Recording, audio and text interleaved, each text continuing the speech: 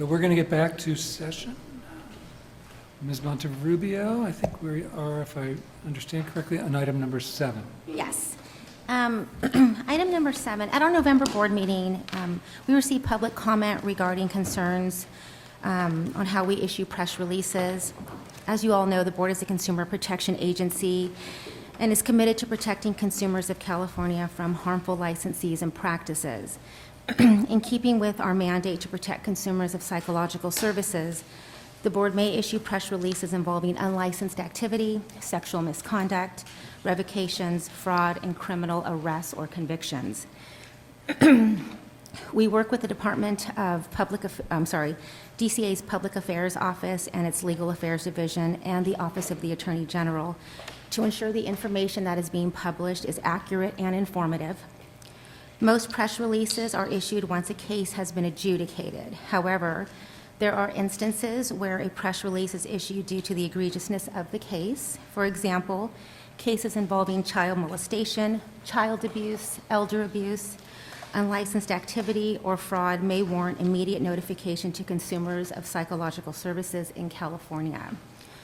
The board is committed to protecting and educating the consumers of California by providing important information through a variety of ways about providers of psychological services and individuals practicing psychology without a license.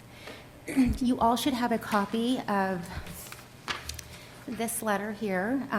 It was a letter that I provided. The hand carry? The hand carry. It's a letter from Senator Hill to Ms. Sorek, thanking the board for its efforts in consumer protection and endorsing the posting of arrests in press releases and social media following the filing of an accusation. Any questions on item 7?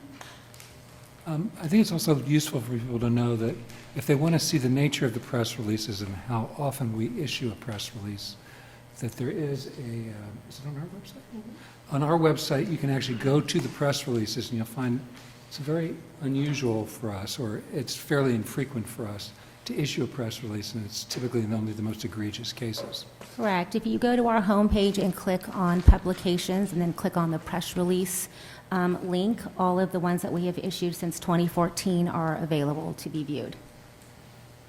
And we have issued, I believe it's 4 that are currently on our website right now. The 4 that are issued involve billing fraud, indecent exposure, sexual molestation, and possession of child pornography. Any questions on item 7? Are there any questions from the board? Is there any public comment? Thank you. Excuse me, I would just like to thank Ms. Monterrubio for such a wonderful packet of information. Thank you very much. Well done. Oh, you're welcome. I have one more item. Item 8. That's okay. I appreciated that. That's fine. The last item is item 8, and that is just the mail ballot process overview. I know at our last meeting there was some discussion about the types of cases that we might hold for discussion, so I included just a general overview of the mail ballot process, and I included our hold policy, which I think the board is going to discuss. Just to go over a few things before we get to that, when cases are sent over for a stipulated settlement, it's accompanied by a letter from the Office of the Attorney General recommending why the decision should be adopted. For proposed decisions that are drafted by an administrative law judge, the ALJ will explain the rationale for the decision within the document itself. As a courtesy to the board, staff sends a weekly snapshot to each member once, with every case that's expected to go out for that week. The board is given 10 days to reply and vote, and in one of 3 ways: vote to adopt, vote to hold for discussion, or vote to recuse oneself. A minimum of 5 votes to adopt must be received to adopt the decision, while a minimum of 2 votes to hold for discussion must be received to move the matter to the next board meeting. A vote to hold a decision for discussion means that you either disagree with one or more portions of the proposed action and do not want it adopted as the board's decision, or 2, you have a question or concern about the decision and would like to discuss this matter with fellow board members. Option 2 should be utilized if you believe an additional or a different term of condition or probation should be added or deleted, or that the penalty should be modified in any way. The next paragraph just talks about if a decision were to be non-adopted, we order transcripts. The matter would be referred back to the board to write its own decision. Failure to obtain a quorum will also cause the matter to be non-adopted and moved to the next board meeting. Staff recommends the board maintain its hold policy as 2 members, as it ensures probationers begin their terms quickly, consumers are protected, and the timeframes for case completion maintains the short turnaround. Well, first of all, I want to thank you. That was a great report. And second of all, I want to talk about this requiring 2 votes for discussion, or I guess even 2 non-adopt, right?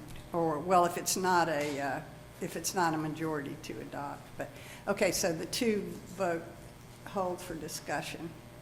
There have been a few times when there's only, I've wanted to discuss something, and because typically I have a real question about the decision that typically, was come to, and I'm not really talking about the stipulated settlements, but, and I was the only one who said I'd like to discuss this, so that meant there was no way to discuss this. And I don't like that. I feel like that is not really doing our job of really kind of looking at this or being able to talk about it, or even raising concerns about maybe some of the things that were found. And so I do realize this delays it a few months. It doesn't happen very often. But I'd like to propose that if one person would like to discuss this, it come back to the board for discussion in closed session. So that's my proposal and my reasoning. I'd like to add to Dr. Horn's experience, and that is, there have been situations where I've read decisions, and there's a part of the decision maybe even, it may not even be about the disposition, but there's a part of the decision that's an inaccurate statement of the duties of a psychologist or what should be done in particular circumstances. And then I voted to hold. And apparently not enough people voted to hold, or well, I was the only one that voted to hold on that particular decision. So I do think there's a way that in having a policy where 1 vote for a hold would be sufficient to bring it back to the board, would in some ways make sure that we're really being as careful as possible in terms of what we're signing off on. On the other hand, I can certainly see the advantage of the process moving as quickly as possible for purposes of consumer protection. So I'm of 2 minds as it relates to this, but I have been troubled in a few instances where I got the vote back, I said 1 hold, and it was, I thought there was a fairly major issue that needed to be discussed. When we send the cases out, we include the mail ballot memo. And on the mail ballot memo, it states if you have legal questions, please contact Noreen. If you have technical questions, please contact the analyst assigned. But these are questions that you want to discuss with the rest of the board, correct? Okay. If I could just, as a base to this discussion, just refine one of the comments in Ms. Monterrubio's memo. It says a minimum of 5 votes to adopt must be received to adopt the decision. I think what you need is a minimum of 5 votes because that's a quorum of the board, so you need a quorum of the board to act. So according to your policy, if you had 5 people who voted, who submitted their votes, 4 were to adopt and 1 was to non-adopt, I believe, then the decision would still be adopted because you have a quorum of the board acting, right? Right. So it's just a little bit of a refinement on what Ms. Monterrubio said. I just want to quickly speak to the idea of the issue with public protection. Just, I think with proposed decisions regarding an accusation, there's a different posture than with statements of issues, because statements of issues, the person has not been issued a license yet. So I think the delay in the board acting isn't the same, doesn't have the same measurement as with an accusation. And I have a question too, though. If, to establish a quorum, I mean, obviously it's based on our current board, but if the board were to grow, it would still be a minimum of 2 to hold for discussion? According to the board's policy. Correct. My question, what would it take for us if we were looking to change it or alter it in a way? What would it take for us to do that? Well, it's not in statute or regulation that we have to have. It's just our policy that we require the 2 votes. So we could do. We can this move to within do house. it. Oh, very well, thank you.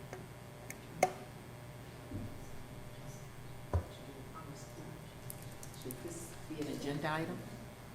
That we It is an It agenda is. item. It is an Yeah. agenda item. discuss it? And I'm going to move right now, and then that way it'll just be more official. I'm going to move that one vote, and so then we can talk about it however we want to, that if one person votes to hold for discussion, that it would come back to the next board meeting and be discussed. Second. Second. Oh, I'm sorry. Ms. Sork, you wanted to make a point of clarification? I wanted to put out for possible consideration the idea that perhaps while we have a board of 6 members, the board may want to consider changing the policy back to 2 once we have a full complement of board members. So once we have all 9 members, just something to consider, throwing it out there as a possible recommendation. You're not putting it out as an amendment to the motion, are you? Just for consideration, For later on, you mean? or what have you.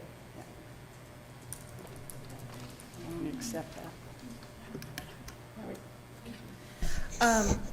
And thank you, Ms. Sork. I think that's something for us to think about. And then I also, I guess I also am of 2 minds, because I feel like the ones that we have held over and come to discussion where it might have only been 2 folks voting to do that, I feel like the discussion has been a very robust conversation. And so I think sometimes, as your description of this example you just gave, Dr. Phillips, about something you thought was a big issue, and sometimes I think that, well, I know everyone is reading everything, and I think that it could get lost, and I think that I think that the value of one person noticing it, even at the full complement of 9 folks, it might be well worth bringing it, and I think that at least to see if that becomes too much of a logjam for the process. But I do think that, I'm thankful that you put this on the agenda last meeting, because I hadn't thought about it in that perspective before, about the fact that when we're not talking to other board members and we're sitting there doing our work,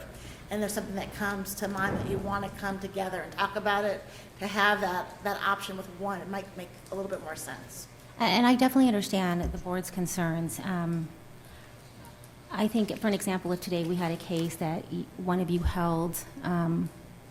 We're not going to hear this matter again until June. And so this individual, who should be on probation, will be practicing with an unrestricted license. And I know that all of you understand that. But I think once we have the 9 board members, if it's going to be the one vote to hold, I think the majority of our cases are going to be held, and it is going to impact our performance measures. We're trying to hit the 540 target date the best that we can. And again, I don't want people voting on cases where they have questions or concerns and they feel as though they're being ignored. If I could just ask, do any of you contact Noreen if it's a legal question, or contact board staff if it's a technical question? Typically, for me, in the situations where I've run into this, it's not so much a statement about the law. It's a statement about whether somebody's an extreme departure, or it's a simple departure from the standard of care, or it's a misstatement of our obligation. I'm reminded of a case in which the administrative law judge wanted there to be a release of a document when the document had been handed to the patient. It's kind of like, well, we don't have to get a release for that. So there's situations that are maybe not so much, I certainly have asked for legal clarification on a few occasions from Ms. Marks, but these are more questions of, is this really what we want to say?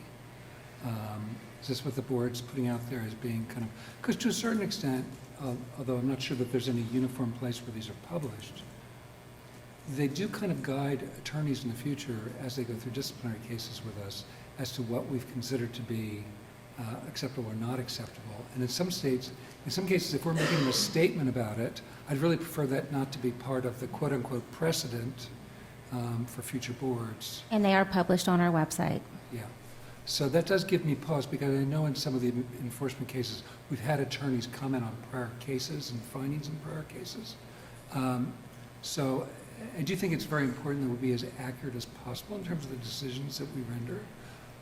Is it your estimate, Ms. Monterrubio, that that there's a very high proportion of cases where one person votes for a hold? Yes, I believe I pulled the stats for the last 13 months, and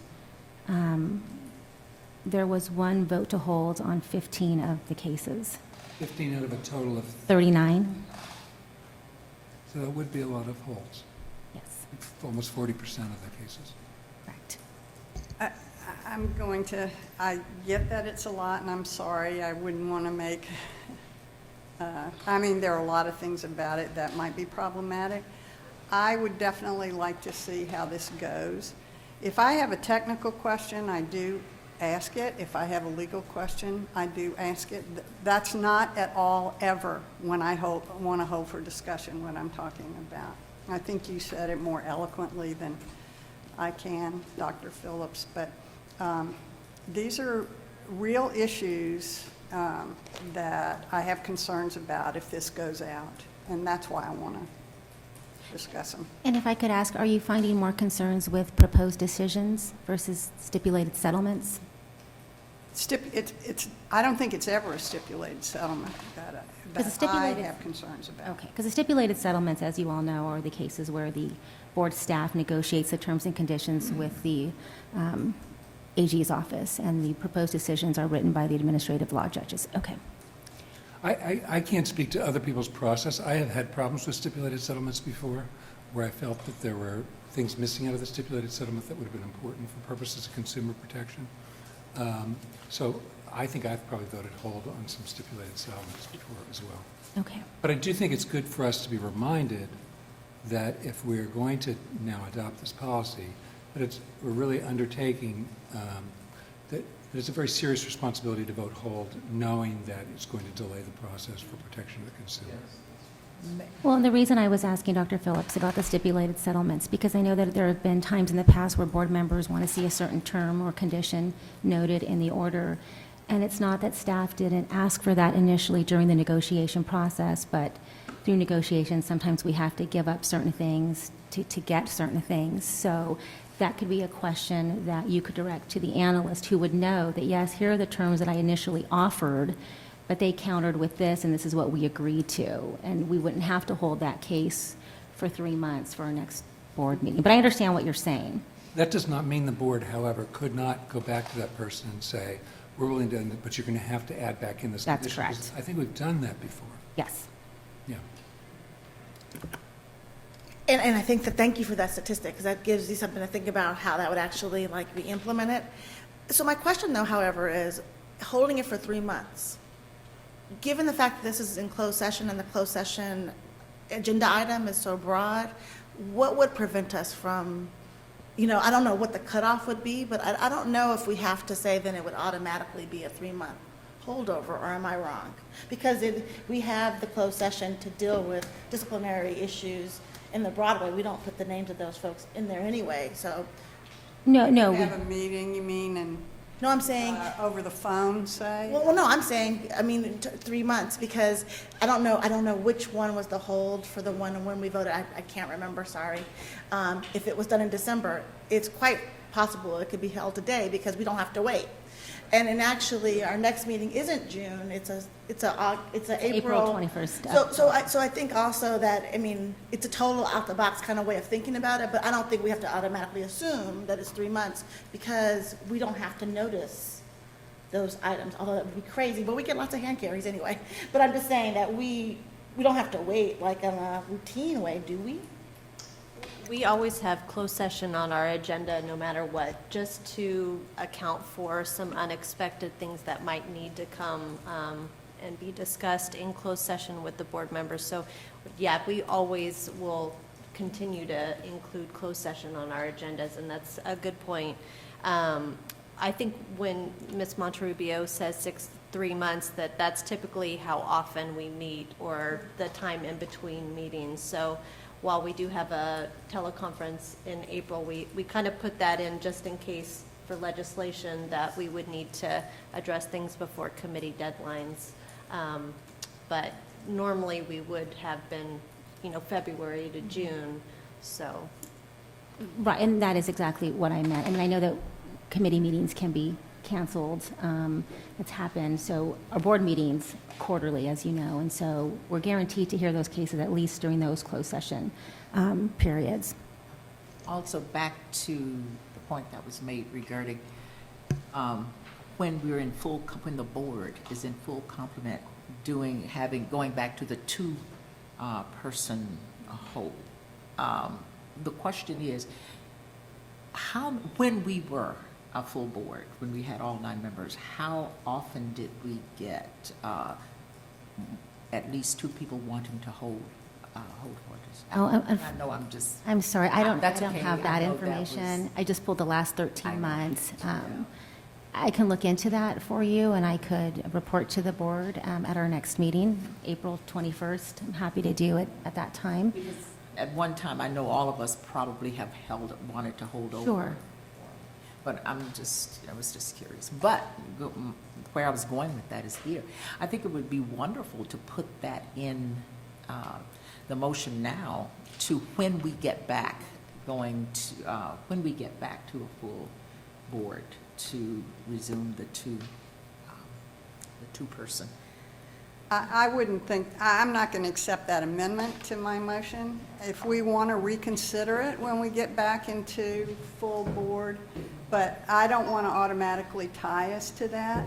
If we just think back, the last time we actually got to talk about a case, I know I've been a hold for discussion since the last time we talked about one in closed session, and I don't remember when that was. I know we've done it, but I don't remember when that was, and I know I've been the only one on the times I've held.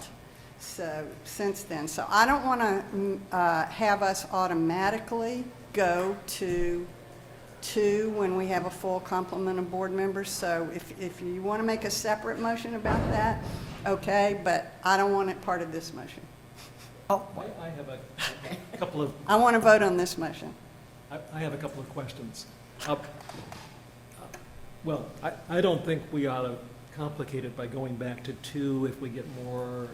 The math doesn't work right in my head, and we're able to make motions anytime we want to change things. I mean, let's do it later if we need to on that, would be my opinion. But as for the specific motion, am I understanding that anything we vote on, if everyone but me votes to adopt and I say hold, then it's not adopted? We have to wait till any one person saying hold? No, it's adopted. It's adopted. It's adopted, and So- it doesn't come back for discussion. If I put hold, though? Correct, if you were the only person. But if we do your motion, though?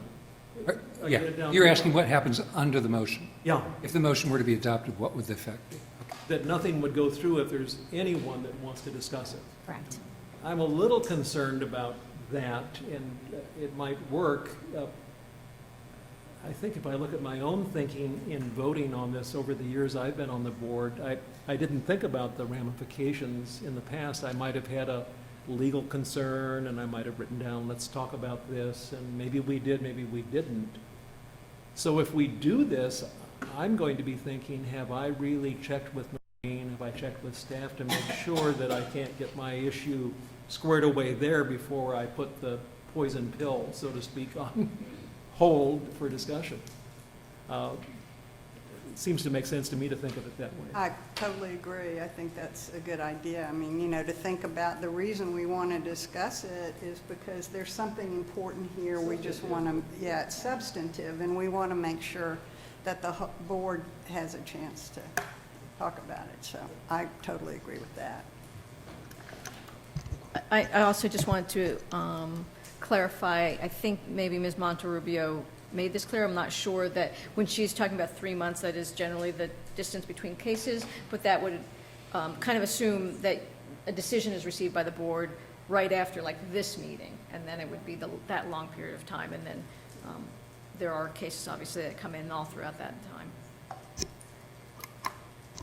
And I think also that I'm thinking about it, I think the comment that Ms. Monterrubio made about stipulated versus the other decisions, which the title's coming out of my head right now. Those Thank you, decisions. proposed decisions, couldn't come. I think that, and I think you're right, we have looked at some of those that were stipulated, but I do think it would be interesting to then put that real thinking cap on to see if you have, what does it mean, the difference between the two, the fact if you have questions for Noreen, talking to the analysts would be really important, because that would be interesting to see which ones are the ones that people really are having a question about. I think we're also going to be able to see, if the motion is adopted, how much impact this really has. I mean, if we end up with 22 cases at the next full board meeting that are on a hold, then we may want to rethink, rethink the motion or add a third day to the meeting. The other thing I wanted to mention was, this doesn't always hurt consumer protection. In fact, putting a hold on a case in which a licensee's been vindicated, where you still have reservations about the vindication, may in fact mean that we may be enhancing consumer protection by holding it and having further discussion regarding it. It does, however, have an impact on the licensee. Obviously, they stay in limbo for longer, so that's a countervailing consideration. Is there any more board comment or discussion on this motion? Do we have any public comment?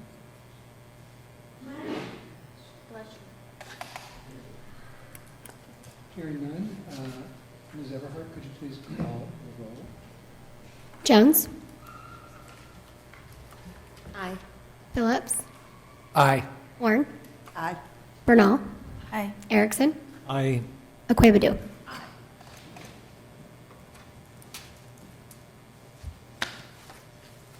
Okay.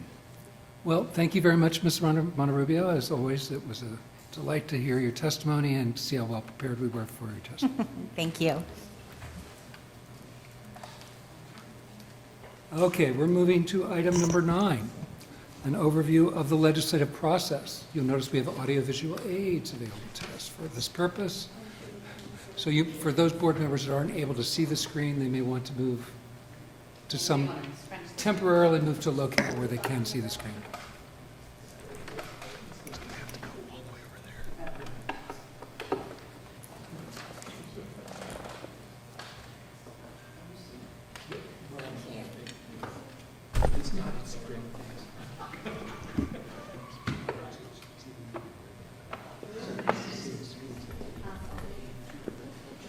Oh, yeah, if you wanted to go down in front, you're able to as well. Okay. You should move your head, yeah. You're like my... We don't want to see the little bump in the bottom. It's very pretty in there. Oh, I think the silhouette looks good.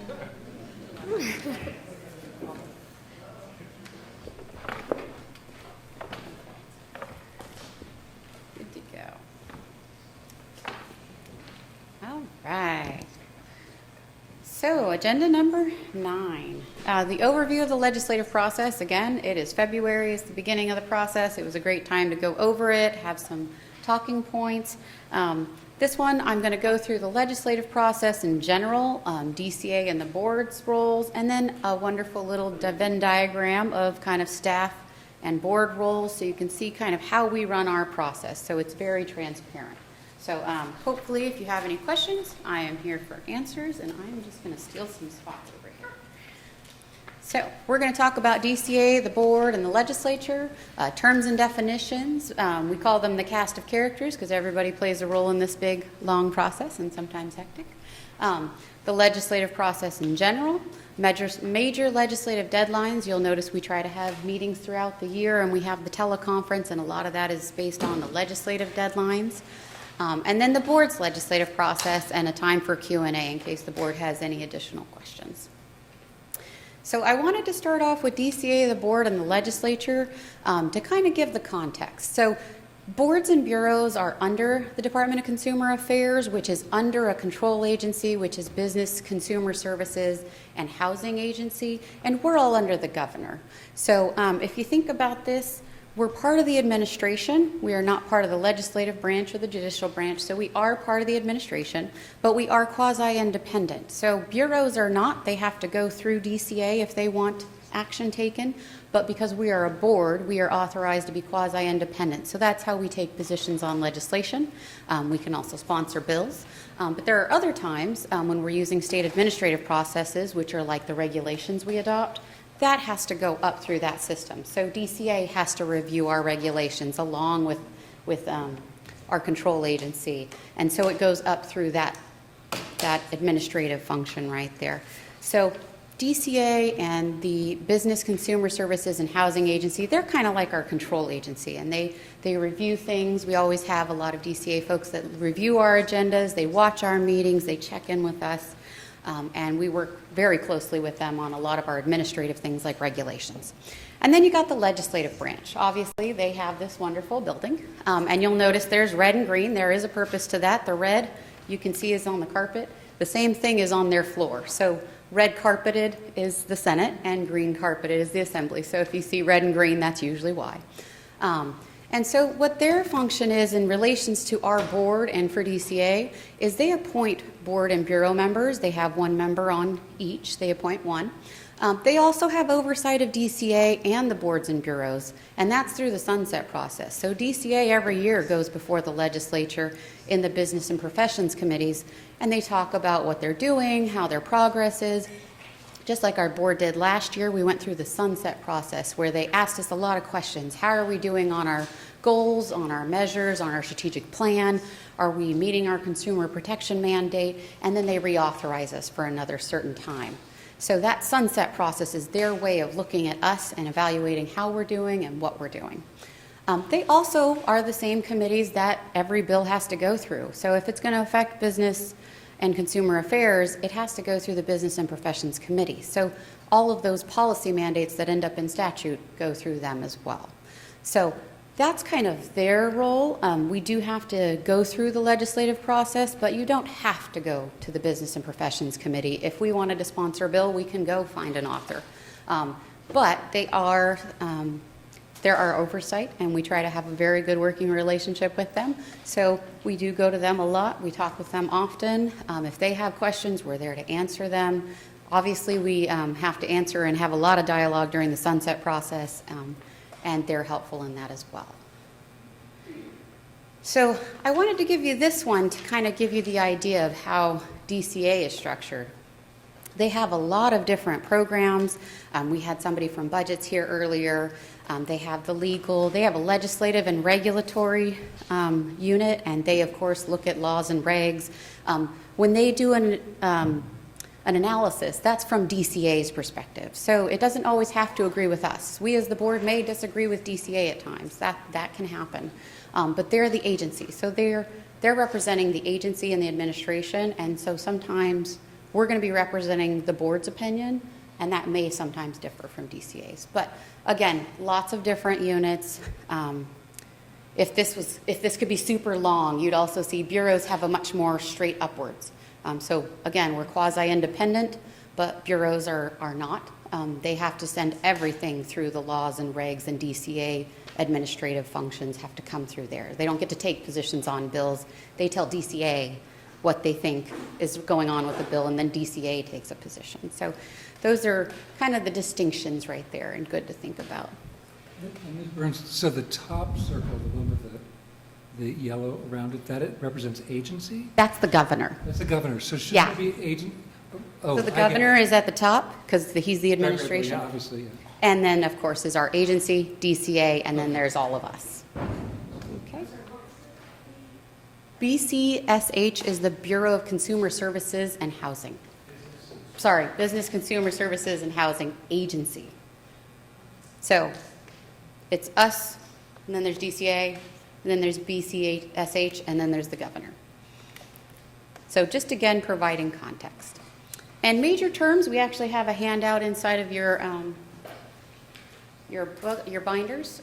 So it gives you kind of the overview. The assembly, that's the lower house, so they have smaller districts, so they represent fewer people, and there's more of them. The Senate is the upper house, so there are fewer of them and fewer districts in the state of California. If you look at the handouts, you'll see there's 80 members in the assembly, and they represent about 465,000 people each. And then members in the Senate, there's only 40, and they represent 931,000. So bigger constituencies, smaller constituencies, and those are obviously decided by, I believe it's the Redistricting Commission. So an author, of course, that's a member. So bills come out, and they are either authored by a legislator or a senator or assembly member, or a committee. So like the Business and Professions Committee can author bills as well. But either way, they are always authored. The author is the member or the committee. Sponsors, on the other hand, can be anyone. It could be us if we're sponsoring a bill. It could be any other advocacy group that came up with the language or that is advocating for that bill. And there are authors that do not like working with sponsors. That's also something that some of them do. They like the freedom of not having sponsors, not having vested interest in their bills. So that's always there. Legislative staffers, those are all the wonderful staff that support them, and we work closely with a lot of them. We tend to get questions from them from time to time. They'll submit things to either DCA or us, asking questions, learning the process, and that kind of stuff. Legislative counsel is the legislature's team of lawyers. These are lawyers that craft all the language. So even if we think we've wordsmithed language or some other group has wordsmithed language, legislative counsel is the legislature's lawyers, and they're reviewing the statute, and so their preferences in wording are usually what gets taken into account from a legal perspective. Stakeholders are groups and individuals that have an interest. That's everyone, including individuals, advocacy groups, education associations, psychological associations. Those are all different stakeholders. And then House of Origin, it's going to be used loosely, but it's the first house. So if it's an assembly bill, the assembly is the House of Origin. If it's a Senate bill, it's the Senate. That's the House of Origin. And that's going to be helpful when we talk about legislative deadlines, because there are some deadlines in there where it has to get out of that House of Origin if it's going to keep going. Otherwise, the bill dies in the process. The second house is obviously whichever one it wasn't the first. Ask a question. Does it keep the same number then and identification regardless of, Yes, once it's out of the? absolutely. It always stays an assembly bill or a Senate bill. And it'll keep that number. And every 2 years, they restart the numbering process. So every legislative session is 2 years. So we're in the first year. This is a 2017-2018 legislative session, and they start off at 1 at the beginning of that session. So if a bill were to leave one house and go to the other, let's say it started in the Senate, so it was SB XXX. When it got to the Assembly, they would still be considering it as SB XXX? Yes. It'll always be heard as that. Hi, quick question. So when you said, though, it's got a timeline, Yeah. who moves it along, or how do we make sure it moves along? I'm going to get to that in just a second, actually. Got some diagrams for you, so we'll show you how that goes. And then, of course, let's see, enrolled. So once both houses take action on a bill and it is passed, it is enrolled and sent to the governor. Sometimes it'll say engrossing and enrolling. Sometimes there's technical grammatical fixes Leg Council needs to do, but enrolled means it's on its way to the governor. Chaptered means the governor has signed it or chose not to sign it and it's still becoming law, so it is chaptered. Each of those bills that passes gets and signed gets a number. So that chapter number, in the past, you can look it up. Chapter number 24 of statutes of 2013.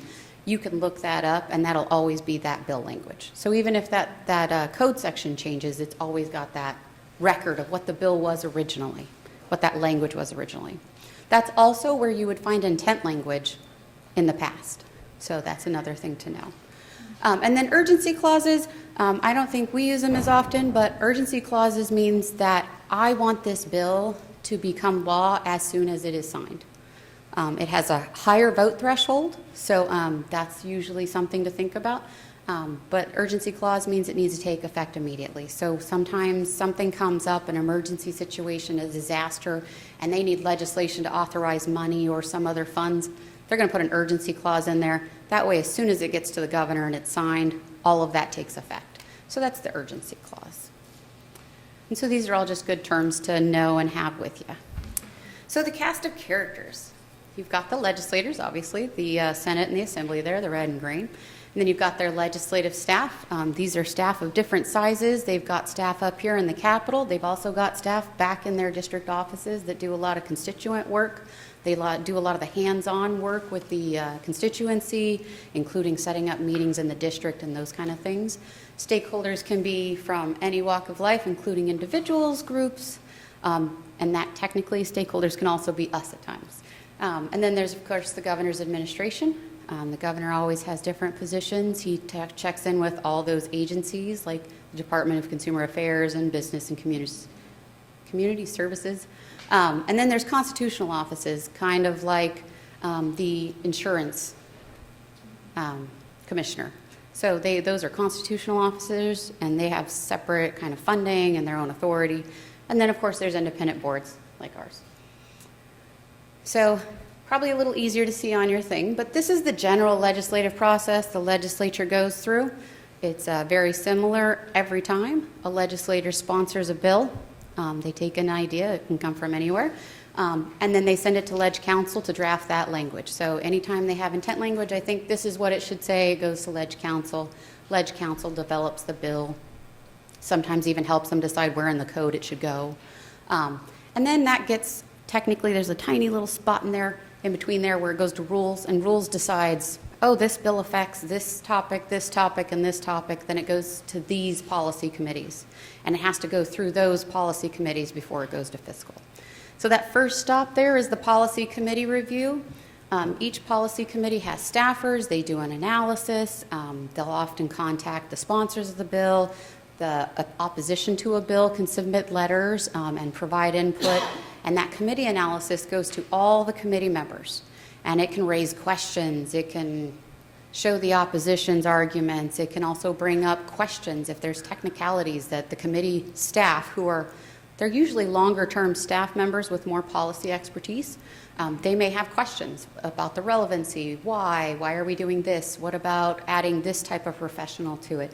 That's where they ask those questions, they vet out the policy in those policy committees. Once they pass it, it then can go to the Fiscal Committee. If it doesn't pass the policy committee, it stays. So sometimes an author will hold it, sometimes the policy committee is not going to send it out. Sometimes, back in the past, the policy committees also put in their own little snag of if it costs too much money, we're going to put it on our own suspense file and wait until closer to the deadline to vet out which of these that cost us so much money is good enough to get out. So that used to be, Vasconcelos a long time ago used to use it for education. If you're going to cost this much money, I'm not even going to let you out of my policy committee until I take all of the ones that cost us money and vet out which ones I like the most. Not him personally, but the committee. Then you go to the Fiscal Committee, and again, that committee is going to do an analysis. They're going to look at the costs. Department of Finance and agencies are going to contribute. What does it cost? What do we think it costs? Other people can contribute that as well. Pretty much you're going to get presentations just about the fiscal. They don't want to hear the policy there. They just want to know how much it costs and is it worth the cost that it's going to do. So once you get through appropriations, you can go to the House. But you'll notice sometimes in our legislative briefings, you'll see suspense. So when something gets stuck on suspense, the Appropriations Committee says, you've hit this threshold of this much amount of money, we're going to hold you. And then we're going to look at you all in one big group and say which one of yous that cost so much money is going to get out. Kind of what's the best ideas of these most expensive ideas, and then they let them out. So oftentimes you'll see bills that have opposition or an agency doesn't think they want it out, it costs too much to them, and that's how they do that.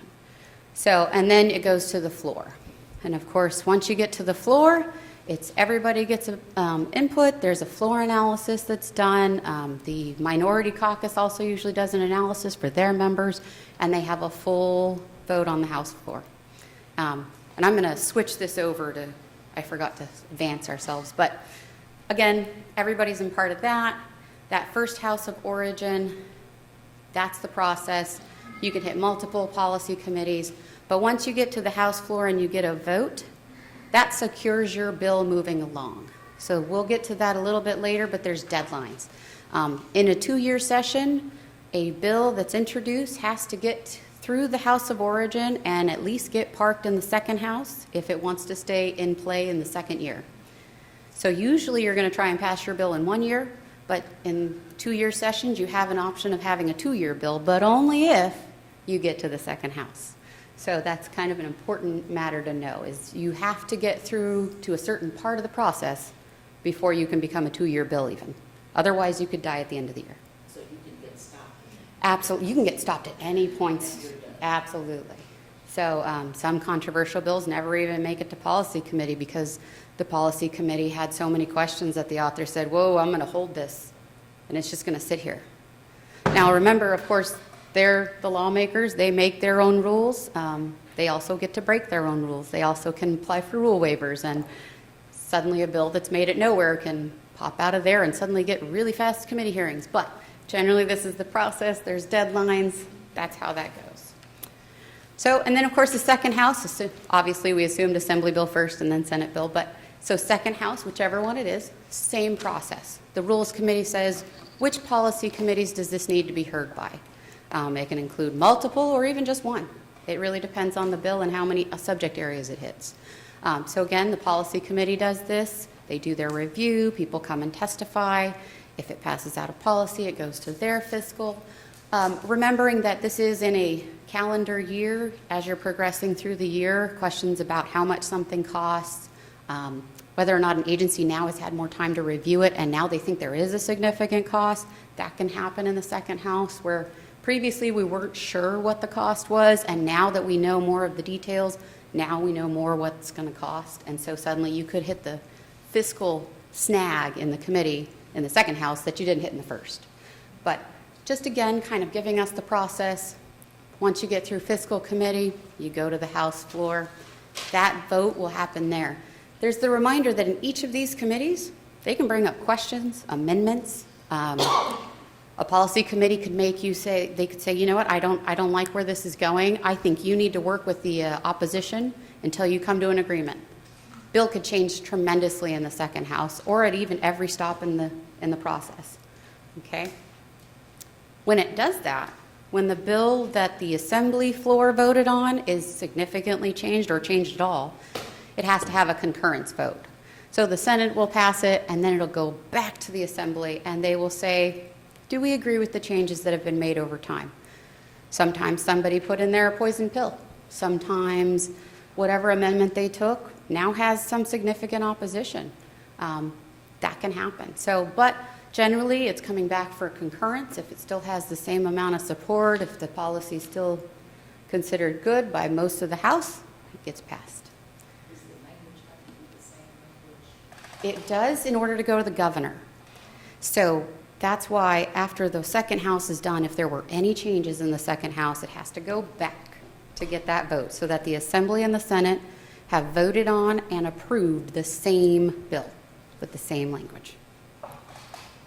And then, of course, once it is enrolled, so both houses have passed the exact same bill, it heads on over to the governor. So the governor, during session, has 12 days to sign or veto a bill. At the end of session, which is when most bills get enrolled, they mostly make their way slowly through the process, and the very last month of session is when they get passed. Then the governor has 30 days. So we'll show you the legislative deadlines, but it's generally a longer period at the end because there are hundreds of bills working their way through the process, and they can vote on hundreds in the last week. So it can become quite a logjam at the end, and then he chooses which ways he wants to do it. Sometimes he'll do full days of just education. Sometimes it'll be a variety of issues. It just depends on how he wants to take them. And of course, all of his agencies are providing him with input. DCA, Department of Education, they're all writing their own analysis saying, we agree, we don't agree, we think you should sign, we think you should veto. Those are all going to him, and Governor Brown loves to read them. He's very thorough, including reading their veto messages, which is kind of exciting if you're the one writing it, obviously. Yeah, at the end of session. So at the end of session, they have 30 days. And again, if the governor doesn't take action, it becomes law. So it used to be a while back a pocket veto. He just sat in his pocket. I don't want to vote on it. I don't want to sign it. I'm just going to leave it and it would die. It now is a pocket sign. So you either take action or you don't. And if you don't, it becomes law. So then we get to this one. So this is kind of the green represents boards and general options. So obviously our program or our board would identify an issue. We decided that something was such an issue that we should propose legislation. Board staff would present the issue to the board for approval, and then board staff would seek a legislative sponsor to carry a bill. That can either be we go to the Business and Professions Committee, or we go to an author that expressed a desire, or we just know that that author is like, that's their issue. They have been the champion of that issue for years, and they'd be the person to go to. Either way works. You can go to the committee, you can go straight to an author. Either way you find a sponsor, they go ahead and take that language and send it to Leg Council, and then they send it through that process. What's important to know is all along the way, your staff, Jason and I, are doing a lot behind the scenes. So we're presenting policy concerns and issues to the board for support and opposition. So obviously at the Policy and Advocacy Committee, we give you an analysis. You guys take a look. The board staff present that at the committee, and then the committee presents it to the full board, which is where our board takes a position. So sometimes in the first house, we may not have been able to get a position approved yet before it's even gone through the policy committee. So we try to get these things done quickly, but sometimes that bill's already heard and has moved on to fiscal by the time the full board gets to take a position. But every time they're going to watch this, they're going to take notes. If we have an approved position, we're going to send a letter to that policy committee. We'll be willing to answer any questions that we can for the committee if they have any. I can tell. Go ahead. I do have a question. Yeah. I thought you said earlier, I might have heard it wrong, that the board can sponsor a bill, but what I'm hearing you say with this is that if we have an idea for a bill, we take it to someone to sponsor it. They author it. We can sponsor it, they have to author it. Okay. Yeah, no advocacy group or sponsor can just bring a bill to the legislature without a legislator. So you have to get somebody willing to author for you. So sorry if that wasn't completely clear. We can sponsor, but we can't author a bill. We can't say, this is made by the board and here's our bill. It can be we're sponsors, but it'll still have that member's name on it. They're the author. They're going to present the bill. And it's also important to know on both House floors, no advocacy groups can be on that floor. So that is your only voice on the House floor. Have we recently, sought an author for any bills we have? That'd be our suicide risk assessment. That's been the only one? Yeah, well, I'm newer, so I would defer on how before then. We have made some changes to the Practice Act over the last 3 years since I've been with the board. We worked with Eggman's office on an exempt settings bill. We were the sponsor. She was the author of the bill. That would make it so that individuals that were providing psychological services could only do it for 5 years without a license under the supervision of a licensed psychologist. So that's something that was recently changed. We initially had that an initial license was based on someone's birth date, and it was a prorated amount of time for their initial license issuance. So it could be a year and a half, could be 2 years, just depended on your birth date, which we felt was unfair. So we sought an author, and that was Assemblymember Baker's office, and they authored that bill. We were the sponsor. We made that change. And then Assemblymember Levine's office, we had the verification of experience statute that was changed to allow us to receive the experience in a signed and sealed envelope from the applicant versus having the supervisor send it and getting it piecemeal. So those are, at least over the last 3 years, those are 3 bills where we have sought an author and sponsored the bill. Thank you. Yep. All right. And then, of course, along the way, we're always taking, we're tracking the bills, we're taking notes on the floor votes, and we're reporting back. So you'll notice at all of our board meetings, they have the legislation, and inside the memo, it'll tell you what's going on. Where's the bill at in the process? Has it changed a lot? Obviously, if it's been significantly amended and we think that changes the board's position or could, we'd be asking for an amended vote. Or here's the new language. Are we still sure we support or oppose or support if amended? And we keep checking in throughout that process because, again, it can change the language all the way through the process. And then, of course, it repeats in the second house. And we're watching these committee hearings. We're taking notes. What are the people saying? Are we worried about things that might affect the board that maybe previously the intent didn't seem like it was to change something, but now it does? We would keep coming back to you with all of that. Of course, we'd also follow that concurrence vote. That's pretty important as well. Things can always die along the process. And then, of course, all the way through, if we have an approved position by the full board, we are sending letters of support or opposition or asking for amendments in that process. And that's always in accordance with what the vote was. So we're following board direction that whole throughout. And then, of course, we send one final one to the governor, and that's usually we urge you to veto or we urge you to sign. So if we had a support or support if amended, it's going to be an urge to sign. If it was an oppose or an oppose unless amended, it's going to be an urge to veto. And then we definitely want to have those, they're position letters, essentially, but there are advocacy to the members and to the governor on our positions as the board. And so there's a lot of deadlines in the process. Of course, they can break their own rules, but that's usually not something you want to be seeking or be subject to, because a lot of times that's when people are sneaking things in. So the last day to submit bill requests to Legislative Council this year on the first session was January 20th. So if you wanted a bill to be drafted, it had to be to Leg Council by January 20th, which seems really early in the process, but again, it's a very tight timeline throughout the year. So generally, if you want legislation passed, you need to be on it in November, December. That way it's ready to go, if not already sent to Leg Council in December. So the last day to introduce bills is actually coming up. That is next Friday. Oh, thank you. Next Friday, February 17th. So the bills have been slowly trickling in January, and this week and next week there will be a slew of bills. Of course, they have to get drafted by Leg Council, and introducing of the bill is actually done by the member.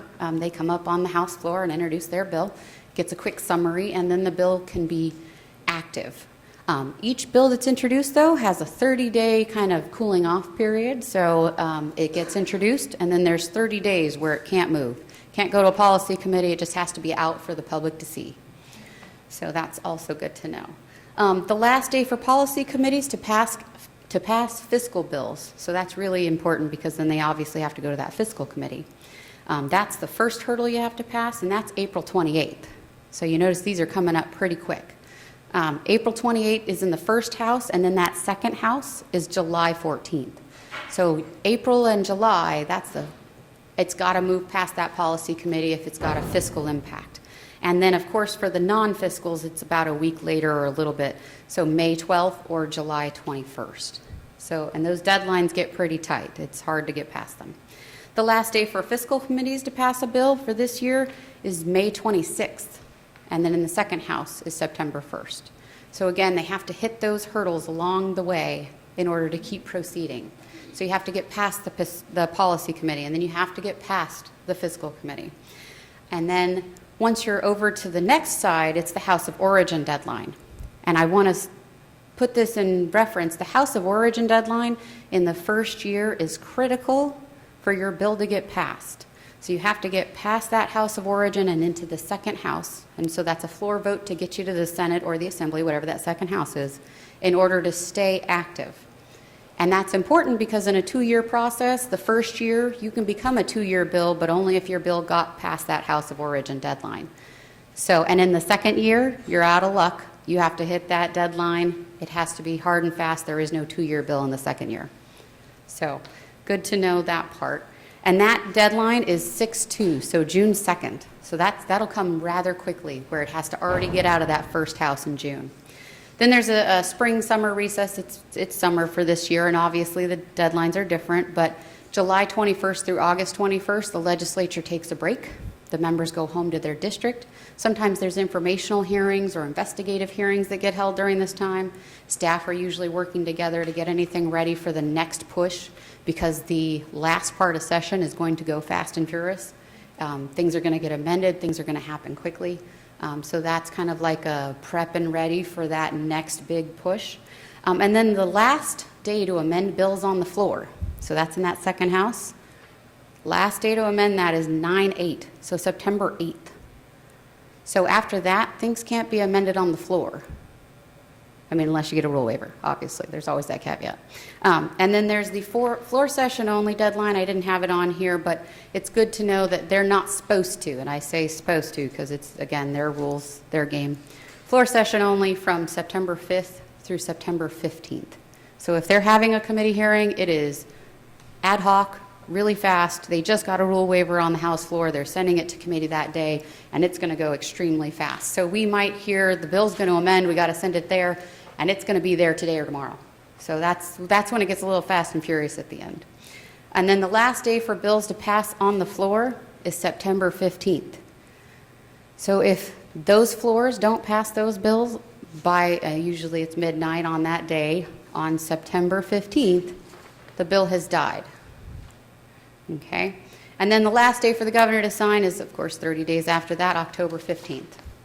So even during that last phase, after the legislature has taken action and they pass the bill, and we think that's great, and we say support, that last month of getting those policy recommendations to the governor, you know, if we opposed it, we urge a veto. Here's why. This is why it's so important that you veto this. There's still that one last check, that one last opportunity for advocacy.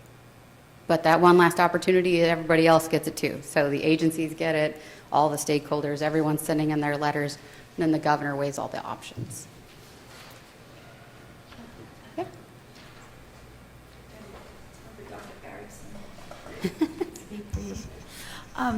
Is there a real-time tracker on the SBs and ABs and? Absolutely.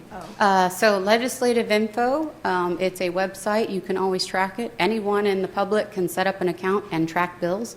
It'll even send you an email every time it's voted on, anytime it amends.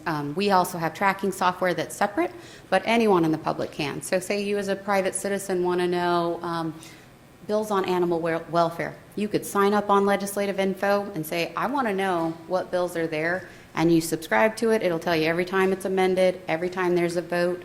It'll tell you where it's at in the process. You still need to know the process, because it's not going to tell you that, but it'll tell you each time it changes. So then we get to the board's process. So this is our internal part. And I happen to love Venn diagrams, so this is our process. So every time we take a position, it's usually gone through a board committee first and then to the full board. So staff is going to use our professional knowledge and expertise to draft legislative analyses or legislative proposals. So analyses are of other bills that we didn't sponsor, and proposals are ones that the board would like to sponsor. And we put those up for board consideration. Usually, we've had them all in the board committee process potentially for a long time. So sometimes they've been in the licensing committee for a while as an issue, and then they decided we'd like to do legislation, then we've conferred with the policy committee. And during those times, that's when you guys are sitting there using your committee's expertise. So your subject matter expertise, including committee actions, campaigns that we've heard from, surveys, studies, different things the committee's done over time, and all of the committee's findings to evaluate the merits of the draft proposal. And I don't have that in there, but also legislative analysis. So the policy and the policy committee is going to take a look at the board staff's analysis of a bill and say, okay, I think I agree with you, or maybe we don't. And maybe the policy and advocacy committee is going to say, no, I think we need to change that position to that. That's obviously the first public airing, because all of our board committee meetings are public for our standing committees. And so that's going to get the first airing of what the board staff have input in, what are the proposals, and then that's going to go over to the full board. And obviously at these meetings, and that's where the full board's going to consider the recommendations of the committee. They're going to use the collective personal and professional knowledge and past experiences on the board, including past board actions. Oftentimes, we've looked at past board meeting minutes, past board conversations, past board actions on the same issue, different campaigns that other committees have done, surveys, studies, other findings, and you're all going to use those to evaluate the merits of that final proposal or that final legislative analysis. And that's when the board takes action. And then, of course, not quite a clock, but it generally goes in this, and it could be at different times of the year, but it always starts out with staff are identifying bills impacting the board or issues that that might merit a legislative proposal. So in the bill process, obviously, the legislature introduces a bill. We take a look at it and say, oh, I think this might affect us. Let's write an analysis.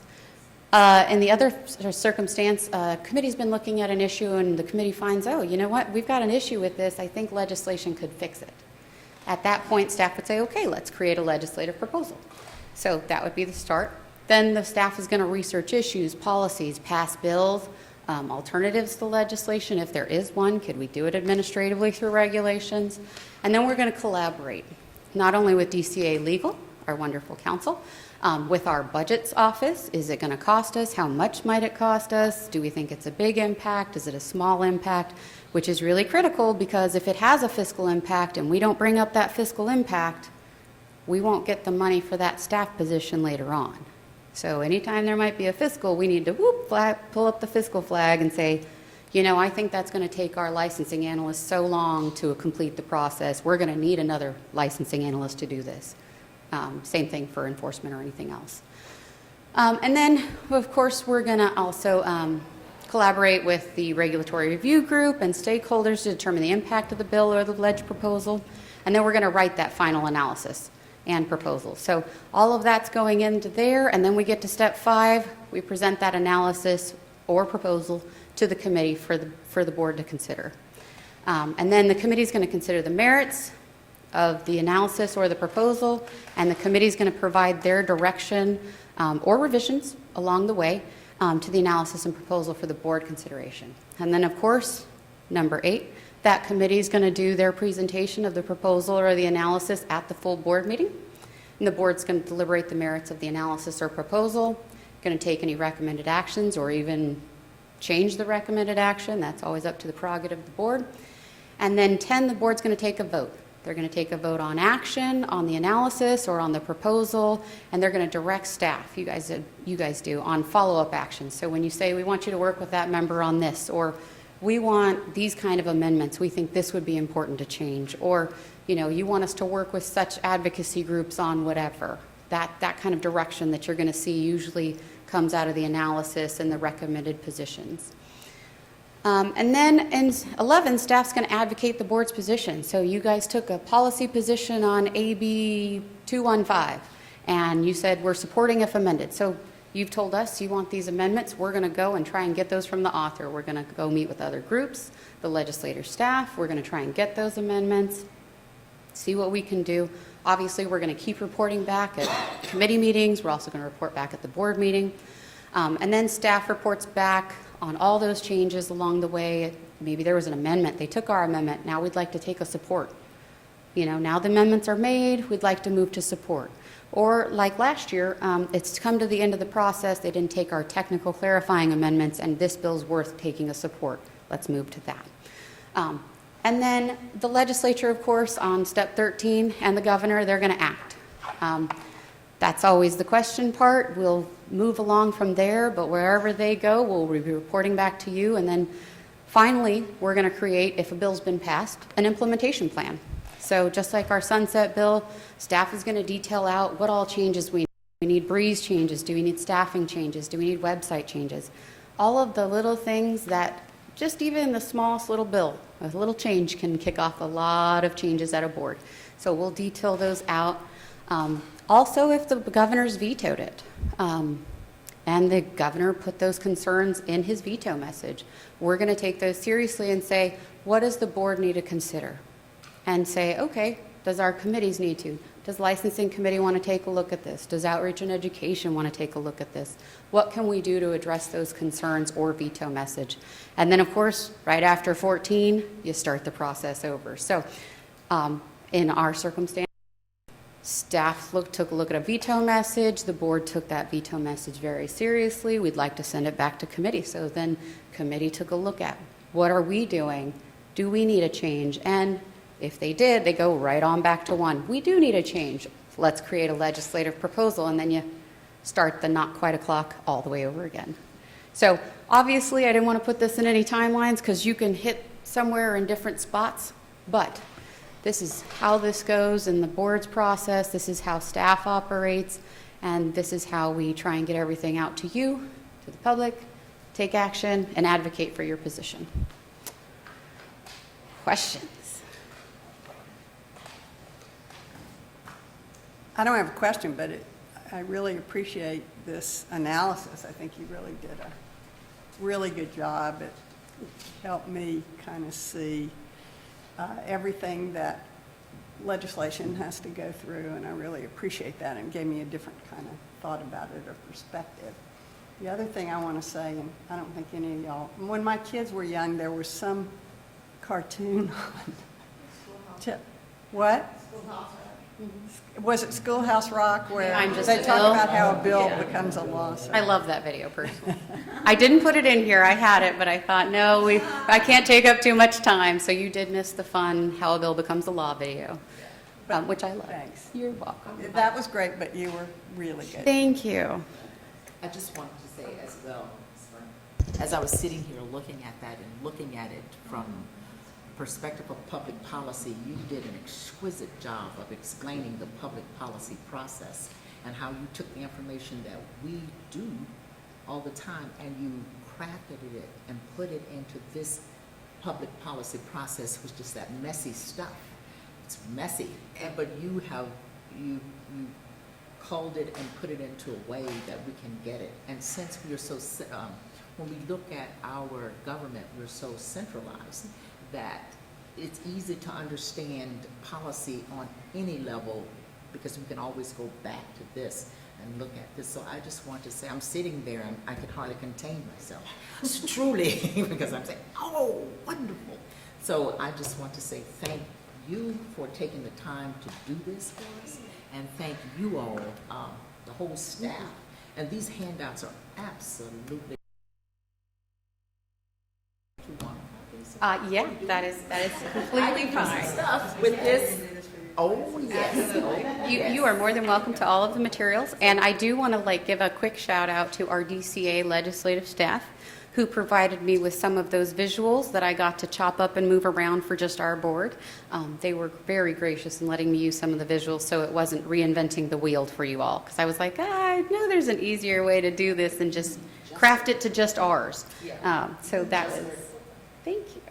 So hopefully that provides us with the context. I know sometimes issues feel like they just pop up on us, especially when it comes later in the process and it comes August and we're not sure why we need an urgent meeting right now. This kind of the deadlines and the process and how it can get messy, and then always understanding they make their own rules, so they also get to break their own rules. When they do a rule waiver, things cannot be an issue for a while, and then suddenly they are. Something could have died early in the process, and then they decide, I just want to resurrect it later, and suddenly it comes back on our radar. So it can throw us for a loop, but if we have that context, I thought it would help to start off the year with this general understanding. So, you're welcome. Burns, before you sit down, are there any comments from the public or questions from the public? Seeing none, thank you very much.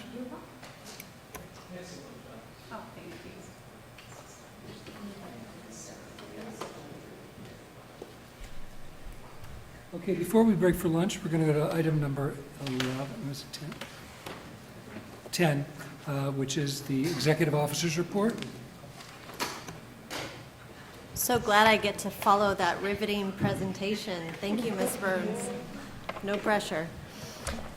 Included in your meeting materials is item number 10, which is the Executive Officer Report and the DCA update. Just to let you know, as Ms. Monterrubio mentioned, we did hire a probation coordinator, as well as a limited term licensing analyst in our licensing unit.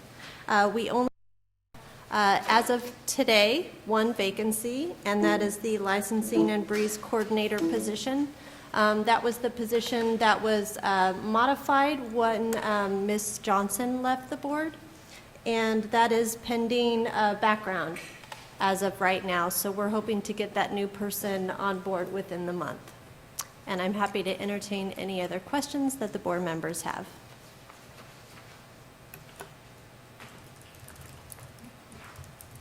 Is there any public comment or questions on the executive officer's report, as the board doesn't seem to have any questions?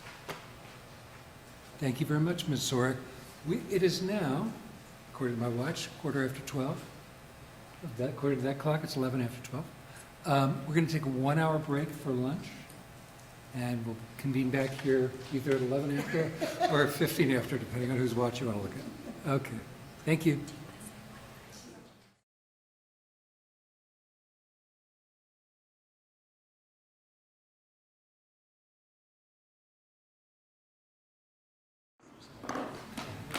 Okey-doke, so we're back from lunch, and we're now in open session again, obviously. And we're going to move to item number 11, the strategic plan update. Ms. Bernal. Thank you, Dr. Phillips. So agenda item 11 is part of our strategic plan update. The only change that's really occurred there is that we're tracking nicely, and on page 5, we have moved our continuing education objectives to fourth quarter of this year. Is that correct, Ms. Sort? There have been 4 items that are listed in Goal 2.1, and this is regarding the continuing education and continued professional development. And these were moved out just because of where we're at in the process with having the licensing committee review the language at the next committee meeting and then bringing that to the June board meeting. So that is, or the April board meeting, I apologize. So that's where we are. So we just pushed the dates back accordingly. Thank you. And agenda item 12, we were able to add on our objective of creating a stakeholders list. That was brought in as a carried an item. Is that correct?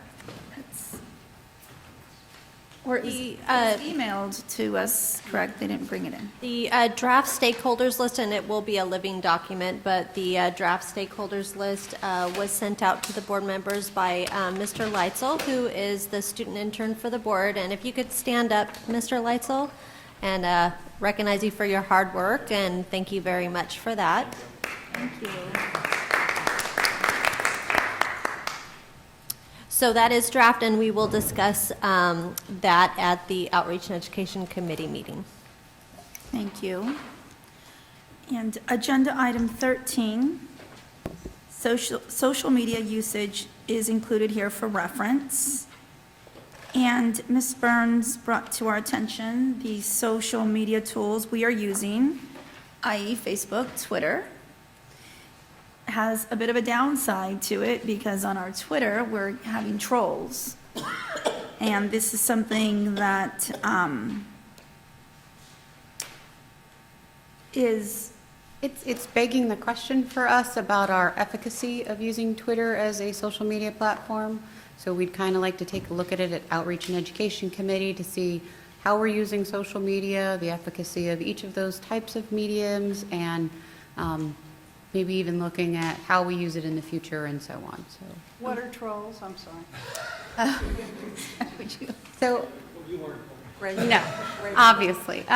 So sometimes we have people that are making inappropriate comments and tagging us in them, and in Twitter you don't have any sort of way to untag yourself. So in Facebook, if you find it inappropriate or offensive, or it's generally not the right platform. the right platform for that, you can untag yourself. You can report things. In Twitter, you can report things, but you can't untag yourself. So then people see things with our names on it, retweet it, and it goes on, and it could be about any random subject of that person's choosing. So that has been a question. And then as much as we're using Twitter, are we getting good conversations? Are we getting shares on important items? Or are we getting more of the random or inappropriate things? And if there's a better way to use it or something like that. So I believe we've asked DCA's Public Affairs Office to come and talk to us about that and about the different platforms you can use, LinkedIn, Twitter, Facebook, maybe what's best for what. And if there's anything else we can learn so that we can make better use of it. Because, I mean, obviously we're reporting to you likes and different things, and whether or not that's helpful, useful, are our social media platforms being efficacious, or is it kind of a questionable thing? So that's kind of what we're looking at. Can it be the truth that people are tweeting, or they can just It make can up be, something or But I think we also have to be get a life of its mindful. own? it can get a life of its own. It could be false. It's a, we don't have much control over it, so it could be just about anything, and then it can be retweeted and sent all around, so. Can I just to say, so there's an organization who won't be named here, but they had a meeting a year ago. It was all about the regulatory use and regulatory bodies' use of social media. And there may be something there that we might want to take a look at. That's what I'm saying. Absolutely. So I can maybe get PowerPoints or something like that. I think that was in our board packet about a year ago, wasn't it? I'm sorry? It was in our board packet. You had shared it with us. Did I I share think, it? yes, I think it might be in last February or May's meeting. Yeah, that's a great reminder. Sorry. And I wanted to ask Ms. Burns a question. Yeah. Would DCA know how many of the boards Twitter and how many have reported difficulty? I mean, from what I'm hearing, it sounds like we might not want to continue the Twitter account, but we also might have things to learn about how to use it and experience from other boards. I'm wondering if it's worth looking into that a little more, and maybe we could bring it back for discussion. Absolutely. Our hope is to have the broader discussion and have DCA inform us about other boards, their policies, what they're doing, how DCA envisions its boards and bureaus using the social media platforms. I know we're not alone. I believe the other healing arts boards have similar problems. So it just more of me asking, is what we're doing the most efficacious thing to be doing? And obviously, because we're reporting it out, are we getting the most bang for our buck, and are we getting the great usage of social media, or is there something else we should be looking at? Or is LinkedIn a better option? Is different platforms have different uses, and so as a regulatory board, thinking about that. Not that we want to lose Twitter, but maybe there's ways to improve it. Maybe there's something we can learn from other boards in DCA. So, And this is something that we will be reviewing at our next outreach and education meeting, and then we can come back to the board in April, I believe it is, yeah, April or June. April or June, to report back. So we'll be working on that. And as you are looking at the data, I still think it would be interesting to see how many people are accessing the newsletter in terms of those data. So just want to add that to that conversation so it doesn't get lost. I'm going to speak to that in the next one on the website one. Agenda item number 14. Ms. Burns, would you care to elaborate on the newsletter piece? Yes. So right now, we give you the top 5 website hits, which is nice to know what people are accessing, and we give you the information over time, which is all the nice charts, that Jason helps put together. The question might be, and we'd like to bring this to the Outreach and Education Committee to take a look at, additionally to giving you the top 5 snapshot each time, should we be tracking something else? Should we have the latest newsletter stats? Should we have the laws and regs page? Should we be tracking the continuing education page? Should we be tracking how many times people come to say, how can I complain? Are they accessing the information that the board believes is important? And how often are they accessing it? So that's kind of, the newsletter's not on the top 5 often. So that's why you're not getting to see it as much. So my thought would be it's great to get a quick snapshot and have this little table, but would it be more beneficial to the board and what we're working towards, especially in outreach and education and as a board as a whole, to be tracking the things we find most important and finding that usage over time? Yeah, I think, for instance, in looking at these statistics, the top one index, I don't know if I really need to know how often people go to the index page. So maybe there's some way you can solicit information from the board members without turning it into an internet board meeting or something, where you can solicit from the board members and key staff members what they think would be most useful to track. Absolutely. So we'll be bringing it to outreach and education. If you have any suggestions for the top, I'm obviously going to put the newsletter on my notes. You can send me notes, you can send Alita notes, things that you'd like to have the committee consider. And then, of course, we won't be changing anything until the committee decides, and we'll bring it back to you. Yeah, I'm so sorry, Ms. Burke. I had written my note on the wrong page. But it makes me think that also you might want to also ask staff, what are we getting the most calls on? And in terms of those issues, and it kind of ties into me, the social media conversation. Do we have certain posts that if we're getting the same kind of calls, kind of like the public comments we got earlier today about how do you report something? Like, what are those things that we're getting our top kind of questions? And we could go both for tracking numbers, but also that could be media posts, I think. Absolutely, and posting it more on social media. If there's questions we're getting a lot that we don't have an answer to, can we make additional frequently asked questions pages that help? So all of that can help inform us more. And I think, obviously, you want numbers and you want to know how we're doing, and I'd like to make sure that's the most efficacious way to report it to you and track what's important to us. So that's kind of just where we'd like to go in that direction, and we'd like to bring it up to outreach and education next time. Thank you, Ms. Jones. Great points. Ms. Burns.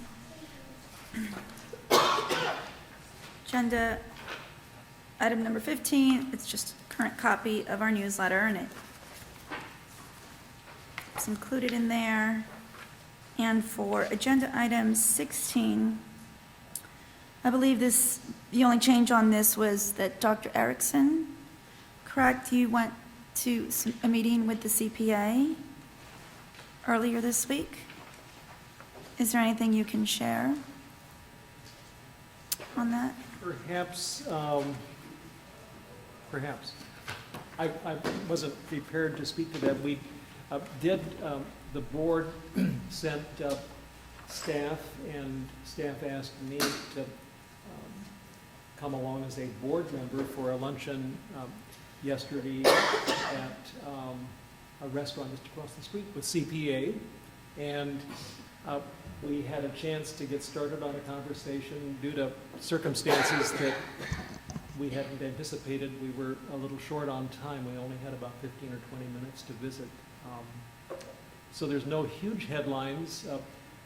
My sense is that getting together with stakeholders such as CPA on some sort of a regular basis is important, and I hope we'll continue that.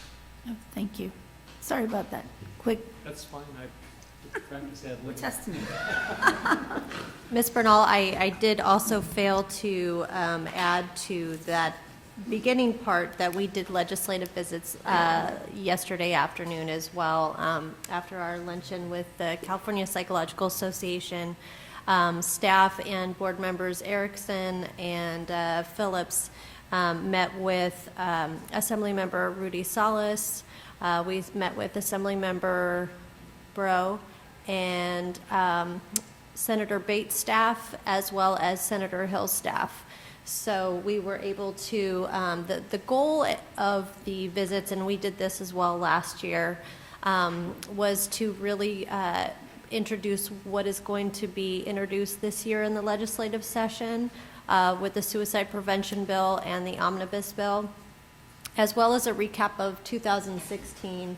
And there was, I can hand it off to either of the doctors up here, but I think the recap really focused mostly on, our concerns on applied behavior analysis, our continued concerns on workers' compensation, and the veto of that bill last year, telehealth, as well as college mental health provision, and getting some funding for that. So That was primarily what the discussions focused on. There seemed to be a lot of interest in telehealth, I would say, from the members that we met with. That was a big thing, access to care in rural areas and with veterans.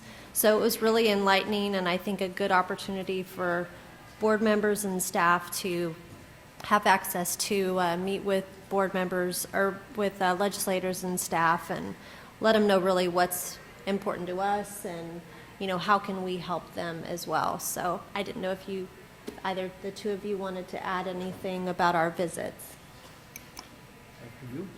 The only other thing I can recall that we talked about was we did introduce to them the board-sponsored legislation on the question of suicide assessment intervention, continuing education. So I think there was an opportunity to kind of familiarize them with what we were suggesting there and why. I thought the meetings were productive, and that I sensed that each of the four that we visited with were glad to see us and welcomed the chance to talk about what we've been interested in trying to accomplish in terms of legislation. So it was a nice afternoon of spending time here at the Capitol that I think was productive as well. Thank you. I would just add, it's really instructive to staff and for our board members that both legislative meetings, the legislators brought up issues. And so that kind of gives us a temperature gauge of what they're thinking about.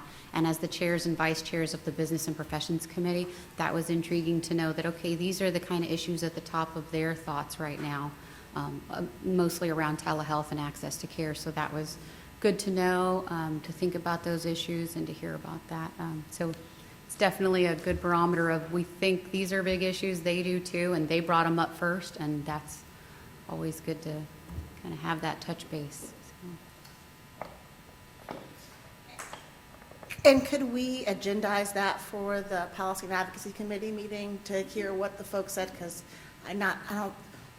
Dr. Erickson on our committee was there, but, it would be great to have that conversation to really hear and talk it through in more detail. Thank you. And I just wanted to say what a great job staff, Ms. Sorek, Ms. Burns, staff in Central Services did in not only preparing us for those meetings, but also in cultivating relationships in the Assembly and the Senate so that we can best communicate. It's really very much appreciated, all the hard work you guys have done. Thank you.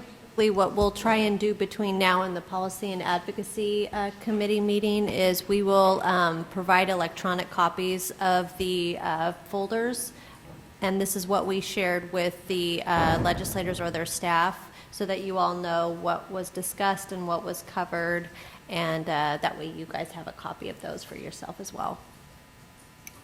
And quickly, those materials are obviously taken from your previously approved items. So taking your previous position letters and putting them into the advocacy language into a nice, crisp two-pager is definitely trying to make those advocacy materials short and poignant. So, yeah.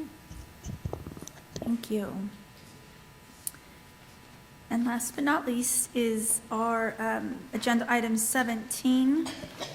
It's our Access to Mental Health Care in the State of California campaign update. The committee will consider this, we've terminated this, correct? We've completed this? And that's a little update on what we've done. And the committee will consider for future campaigns, right? Any feedback, input that you all have, and what we need to look like. We would just add that there is technically a number 14. There will be a telehealth article in the upcoming newsletter that will be part of a multi-part series. So that'll be kind of the last item that came out of that campaign. So it's on telehealth reimbursement.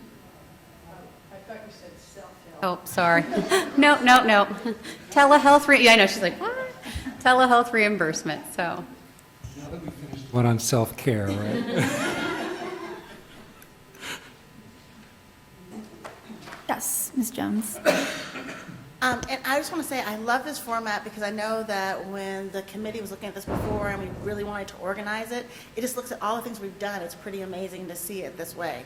And then I think the only thing that I just want to make sure that we keep on the agenda is we didn't get to number 9, and that was, our former board member, Ms. Arias Bhatia, as contact. I hope that when we get back to LA, we're able to have that presentation because she has shared such a wonderful group of, it's good information for this group, and so. We actually have that on our ongoing tracking system for the board meeting, is to invite Dr. Belovich and have him, I believe it's a him, come speak? Okay. Yeah, and he is, we did invite him to, so we know he's available that day, and I asked him to go ahead and just bookmark that on his calendar. We don't have I'm not sure if we have the location yet for that meeting. I believe it's being finalized at the moment. It's being finalized at the moment, so once we get a hotel location, we will, hopefully that works out for him, because I think it might be Ontario. So Still hopefully. much closer than any other area we're at. Unfortunately, LA was a little expensive at that time. There's a big convention going on, and so there was extremely high rates and pretty much hard to get rooms as well, so. I would mention that for some of us, I think Ontario is going to actually put us in a situation where we'll have to stay at the hotel, because it's a very long commute, a couple-hour commute. Suggest that personally. Yeah. Having done a lot of LA work in a previous job, I would suggest that. LA Union Station, perhaps? So, we did kind of cast a wide net for the LA meeting because of the costs and issues with getting a place we could obviously do a state rate with and contract with, so. It's always that state Got it. contracting process is difficult, so. Thank you, Ms. Jones, for reminding us of that. Any questions? Did you want to ask for any public comment? Any public comment on outreach and education? No? Thank you. Thank you very much. The next item on our agenda is a petition hearing, which is set for exactly 2:30. I don't think it would be useful for us to launch into tomorrow's agenda at this point, so I think what we're going to do is take a 30-minute break. Please be back here by 2:30.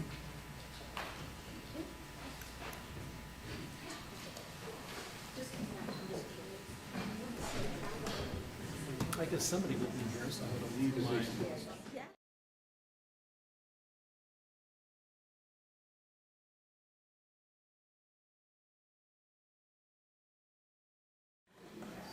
Testing.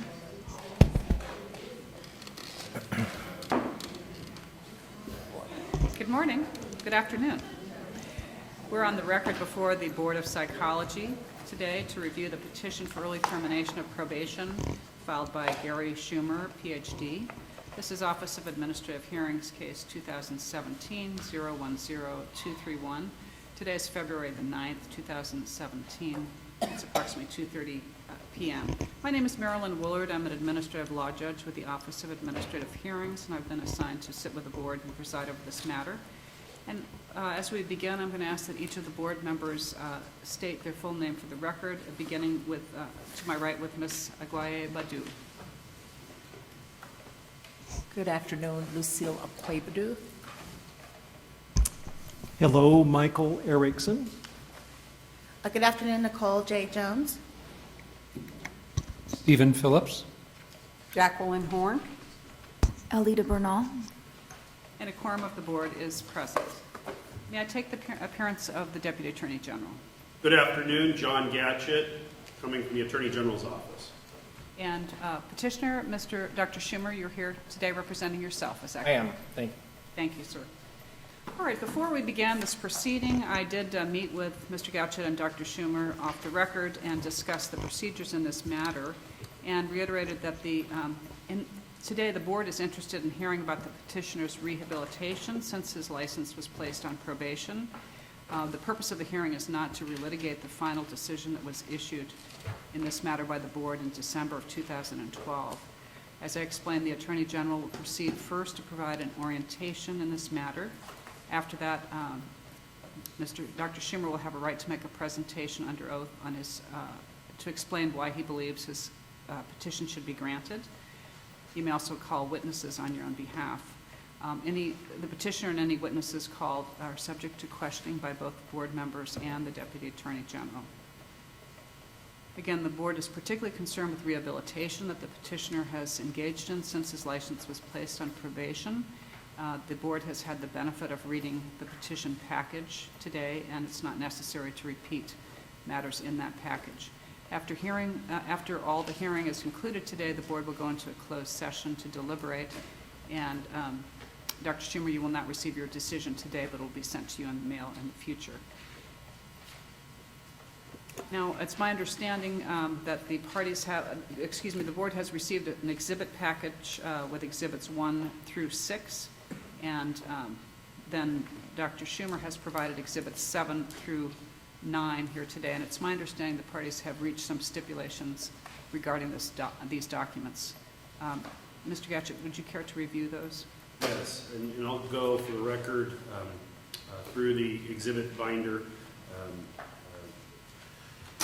Your Honor, and ladies and gentlemen of the board, what we have before us are the exhibit packet. We have Exhibit 1, which is page 1 through 85. It consists of the jurisdictional document setting forth the decision and order in this matter. That decision and order became effective January 2nd, 2013. And that order placed Dr. Schumer's license on probation for a period of 5 years, required a number of things. I don't know if the court wants me to do a summary of the case now or just... I think if you want to review the exhibits, that would be appropriate, then we can have... That's pages 1 through 85. The next jurisdictional document is Exhibit 2, page 86 through 88, the notice of hearing. Also behind that notice of hearing is a 4-page official notice of hearing from my office to Dr. Schumer, and that's been tabbed in as part of Exhibit 2. Exhibit 3 is the certificate of licensure in this matter, pages 89 to 91. Exhibit 4 is page 92 to 261, the petition by petitioner Dr. Gary Schumer for early termination of probation with attachments. Exhibit 5, pages 262 to 283, is the investigative report dated December 23rd, 2016, drafted by Special Investigator Barbara Tanner. And Exhibit 6, pages 284 to 305, is a probation report drafted by Barbara Tanner. Barbara Tanner works for the Board of Psychology. Exhibit 7 was provided today. It is not paginated, but it is the ethical principles and guidelines for the APA. Exhibit 8 are 2 complaint letters provided to the board from one of the parents of one of the patients in the underlying case. And Exhibit 9 appears to be some documents related to petitioner's personal tax information. In terms of Exhibit 1 through 6, the parties have agreed and stipulate to the admission of those documents. I have no objection to Exhibit 7 being entered into evidence. I have no objection to Exhibit 9 being entered into evidence. I do have an objection to Exhibit 8 being entered into evidence. This was not, we received this document. My only concern is a document related to the underlying case at this particular hearing would appear to not be very relevant. All right, so let me confirm, Dr. Schumer, you are stipulating to the admission of Exhibits 1 through 6? I am. All right, thank you. Those documents are admitted, as are Exhibits 7 and 9. Do you have any response regarding the relevance objection to Exhibit 7? Exhibit 8, correct. Excuse me, Exhibit 7. Excuse me, Exhibit 8, I apologize. Exhibit 8 is from a CD provided to me by the investigator for the board on the case. It was the original complaint filed by the complainant, and a few months later, she sent a follow-up letter. So this is all information that is admitted and is presently included in the evidence file. So I see no reason why it should be excluded today. Any further commentary, Mr. Gauchett? Your Honor, I would note that the only jurisdictional document and the decision in order that's the final decision in order is set forth in Exhibit 1. And that's the decision that an ALJ and the board adopted as its decision in this matter. The evidence that supports that document is, for this proceeding, irrelevant. The relevance objection is sustained and Exhibit 8 is excluded. At this time, Mr. Gauchett, if you would care to provide an overview. Your Honor, this case, the decision is lengthy, but I tried to summarize it somewhat. When you go into it, it really concerns the care and treatment of two patients, Alex G. and Matthew G., in 2005 and 2006. Matthew G., the board proved that the respondent had engaged in gross negligence by solely using a QEEG, otherwise known as brain mapping, to diagnose patient Matthew G. with a traumatic brain injury and use that as the sole basis for that diagnosis, and failed to refer him to a specialist when he suspected that Matthew G. may actually have a traumatic brain injury.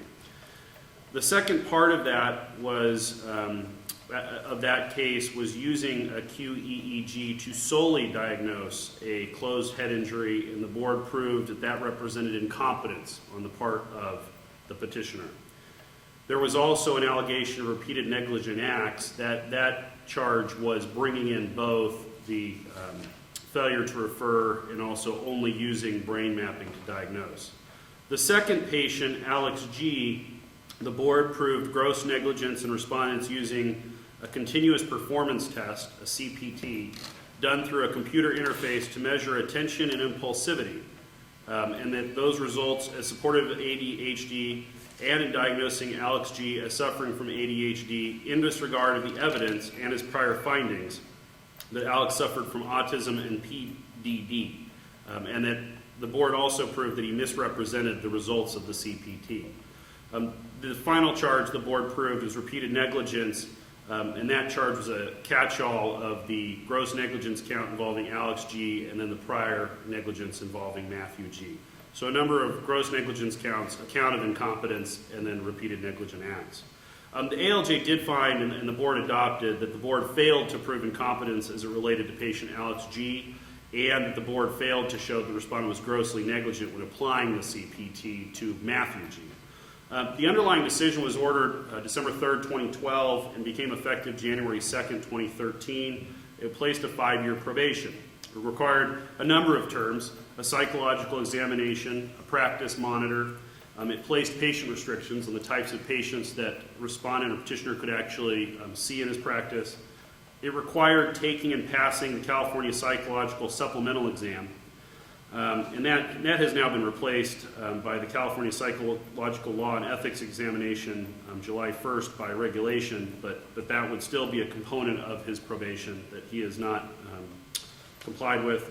Required coursework and quarterly reports.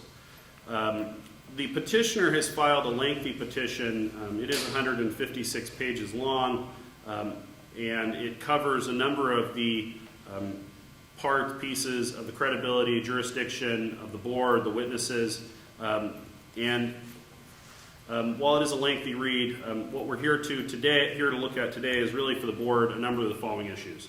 The petitioner failed the examination while he was on probation, 2 months into his probationary period.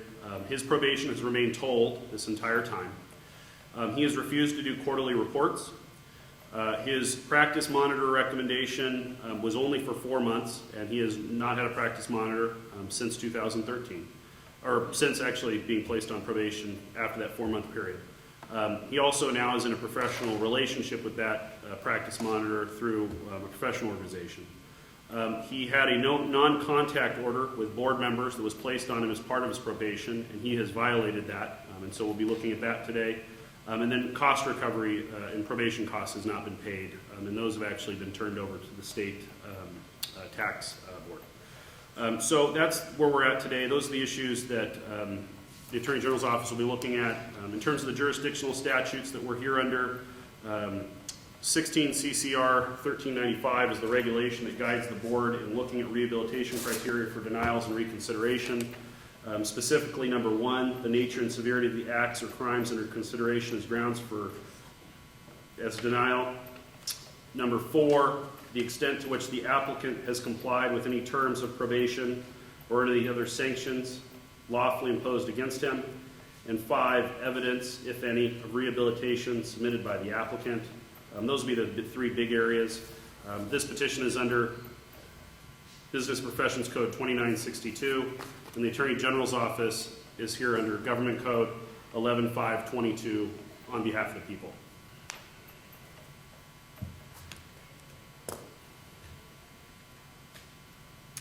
All right, thank you. Dr. Schumer, this is your opportunity to testify in front of the board. I'm going to ask you first to please raise your right hand. Do you solemnly swear or affirm under penalty of perjury that the testimony you're about to give in this proceeding will be the truth and the whole truth? I do. All right. Again, I would like to remind you that the focus is on the rehabilitation, and I'll allow you to testify in a narrative fashion about why you believe your petition should be granted. Thank you. The point of my petition is really to challenge the decision and to give clear and convincing evidence that the board and its agents acting under the board's authority subjected me to an illegal and unethical procedure and even went so far as to violate the law. When you're reading, can you please slow down? Of course. And even went so far as to violate the law in order to restrict and deprive me of my license.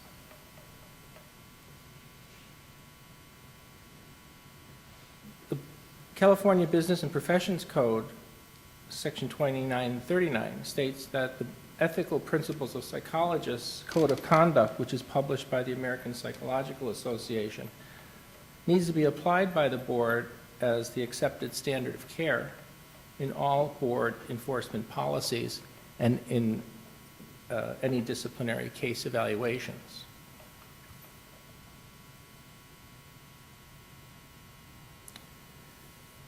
I'd like to begin by once again stating my unequivocal and unwavering certainty that I did nothing to warrant the board's scrutiny of my practice, much less sanctioning my license, which humiliated me personally and was very costly.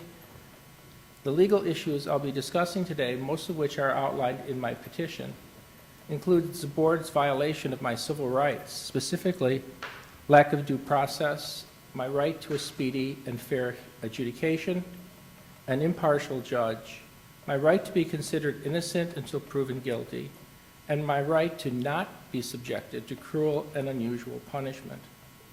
I'll also bring to the board's attention how the rule of law was repeatedly ignored during the disciplinary process, and that the board overstepped their statutory authority by restricting my license without just cause, that I was unfairly barred from equal access to the marketplace as protected by federal antitrust laws. I'd like to just say a word about my background before I get into the petition, which I'm not going to go through in detail because of the time constraints today.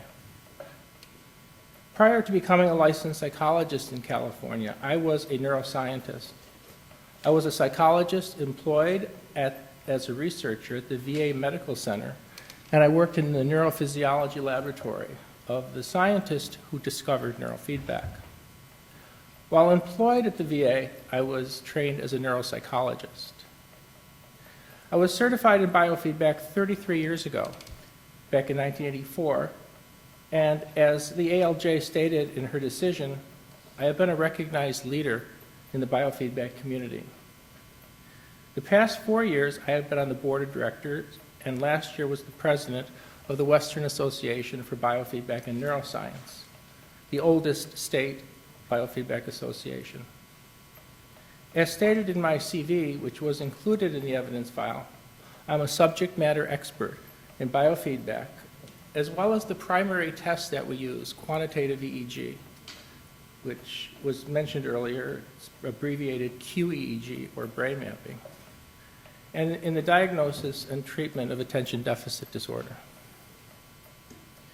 Whereas my petition presented events in chronological order, I'd like to discuss the issues beginning with the most damaging to consumers and the rule of law.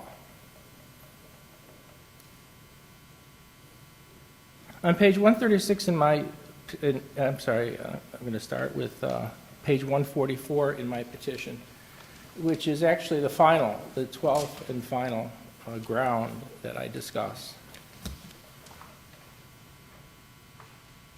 It speaks to the fact that I am not here solely to serve my own interest, but to point out that this decision has had broad negative effects on the field of biofeedback and many citizens, and sets a very bad precedent for the evolution of psychology.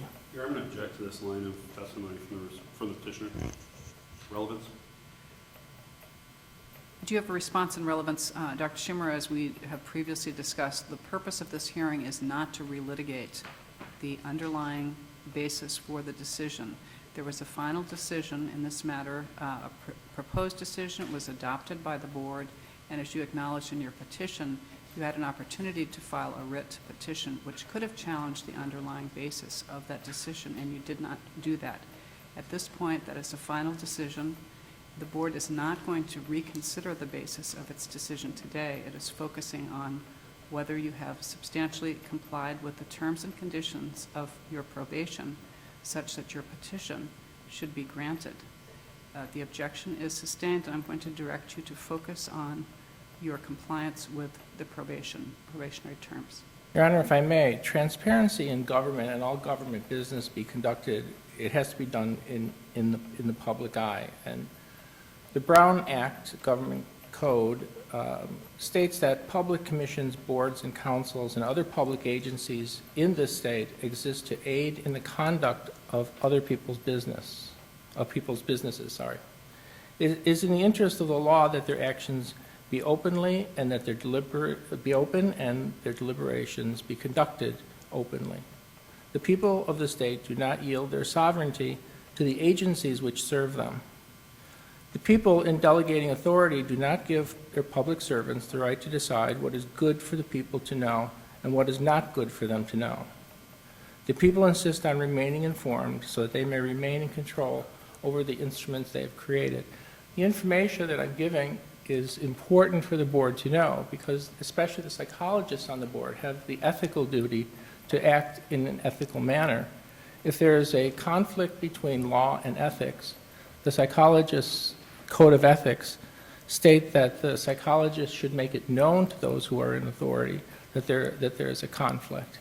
In this case, there is a conflict, and I appeal to you as the judge and using the ethics standard to allow me to continue. Any further comments, Mr. Gaucho? Your same objection, relevancy. All right. The objection is sustained.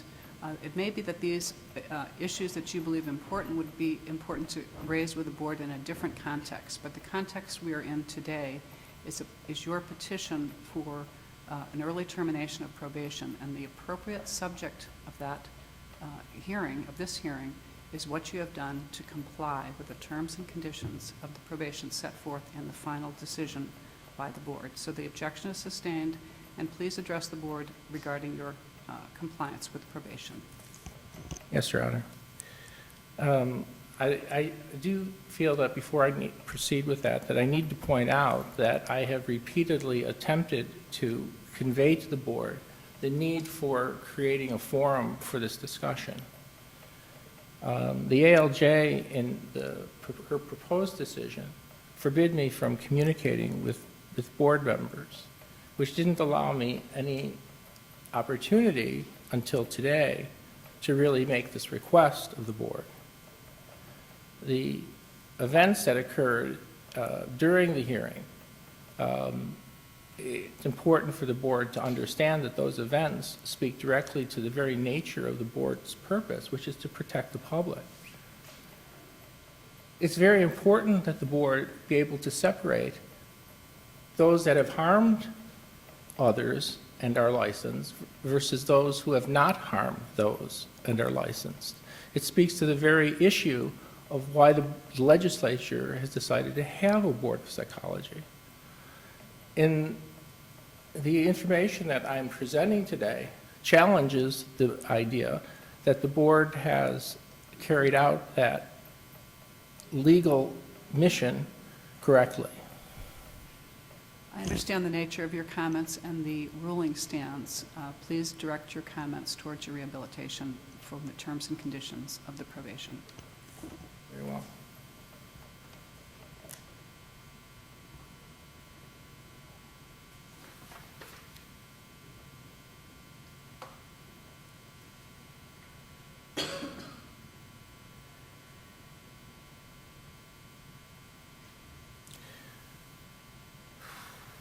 Okay.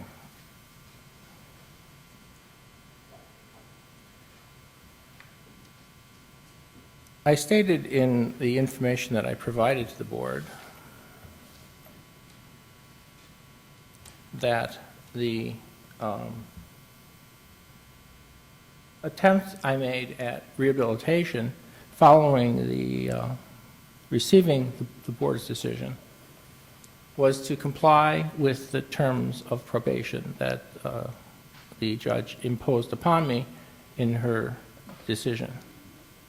I began to comply with those various tenets of the probation. However, I was not able to, in good conscience, continue because there was a conflict in my own mind between what I was being asked to do and the underlying ethical and legal reasons for why I was being asked to do it. My act in choosing not to comply was a conscientious act that demands some forum to be able to be explained. I have yet to be given that forum to explain it. The American Psychological Association, upon hearing the board's decision, sent me a letter telling me that I was to be expelled from the APA because of the board's decision. They gave me an opportunity to write a substantive response to that action, which I did. In writing their substantive response, it became clear to me that how I was treated by the board and its agents was unfair. This affected my ability to conform to the standards and to the various tenets that probation demanded of me.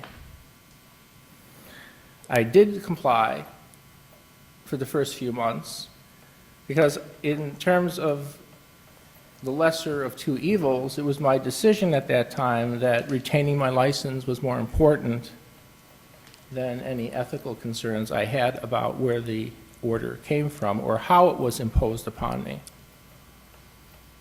However, as I wrote the substantive review and got more into the details of the proposed decision and the decision and order, I could no longer comply.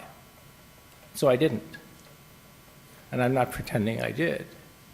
And the board knows and has known well in advance of this hearing today that I've not complied with the terms of probation. So why this objection wasn't put forward before we're sitting here today is anybody's guess, but I'm not prepared to talk extensively about what I did. I will, however, speak to the issues that I outlined in my answer to the board's request for such information. I do think that it's not in the board's best interest for me to solely focus on this, but if that's what you insist on, then that's what I'll do. I would request that the board create a forum for me to discuss these other issues that I have brought to the board's attention, because the greater harm the board does by not correctly separating guilty from non-guilty therapists does more harm to the public than good.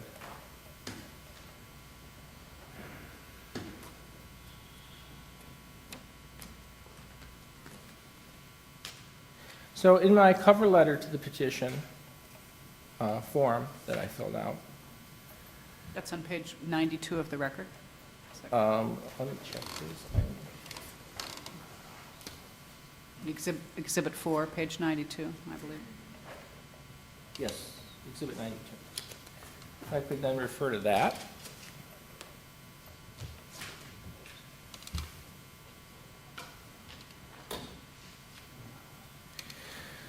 The second paragraph there discusses that the quality of care rendered has to be subjected to the judgment of psychologists engaged in similar activities and similar circumstances, given the knowledge the psychologist had at the time.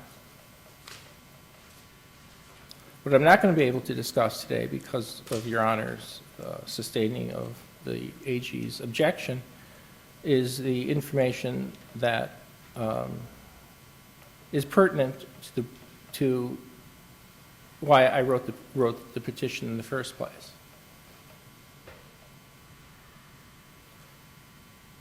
Within psychology, there are 19 areas designated by the American Psychological Association as either being areas of specialty or proficiency. For the board to not take those into consideration does harm to the individuals and the different fields. The board will please note that I petitioned for the early termination of probation earlier last year, and I have not been subject to any criminal or other types of illegal behavior. I've not been charged with any criminal activity. Haven't got so much as a parking ticket. I've certainly never been convicted of any criminal offense. I've not been investigated by any licensing agency nor disciplined by any licensing agency other than the Board of Psychology. I've not been disciplined by any hospital, lost any staff privileges. I've not received any subpoenas, had any malpractice claims ever. And I do continue to offer neurofeedback services to the public under the Alternative Care Act, which is a Senate Bill 522, I believe, which allows a neurofeedback therapist to provide services to the public without a license. In some states, New York being one of them, they are currently reviewing the possibility of licensing neurofeedback therapists. However, in California, people can practice neurofeedback without a license under that Senate bill.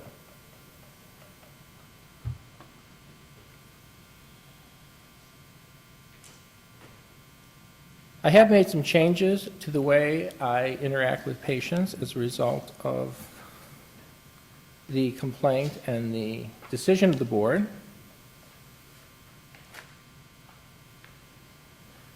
I have curtailed my travel schedule. Back when the complainant filed her complaint, I was traveling frequently as a mentor to South Africa and Australia because I was mentoring individuals there in understanding the brain mapping test. With the advent of the ease of communication over the internet, I've not had to do that, which has allowed me to curtail my travel schedule. So I spend more time at the office. I have volunteered to do fewer workshops outside the office. I was quite busy during the time the complainant made her complaint with giving workshops in the United States also. I'm not involving myself in research projects to the extent I was or had planned. Even though in the interim I've published 2 papers on neurofeedback applications, one with schizophrenia and one with a group of immune impaired individuals. I've not gone ahead and involved myself in an international study, and I've not involve myself in replicating an autism study using neurofeedback. This has allowed me to spend more time at the office and presumably been able to engage better in the care of patients. Due to my status with the board, I have fewer patients. Since I can no longer accept insurance, I am providing neurofeedback to the services to the public. And when the boards forced me to begin to terminate patients, ethically I couldn't do that. There's no one in my community capable of providing the level of service that I provide my clients, given my expertise in neurofeedback. So I continue to provide services at no cost to those children.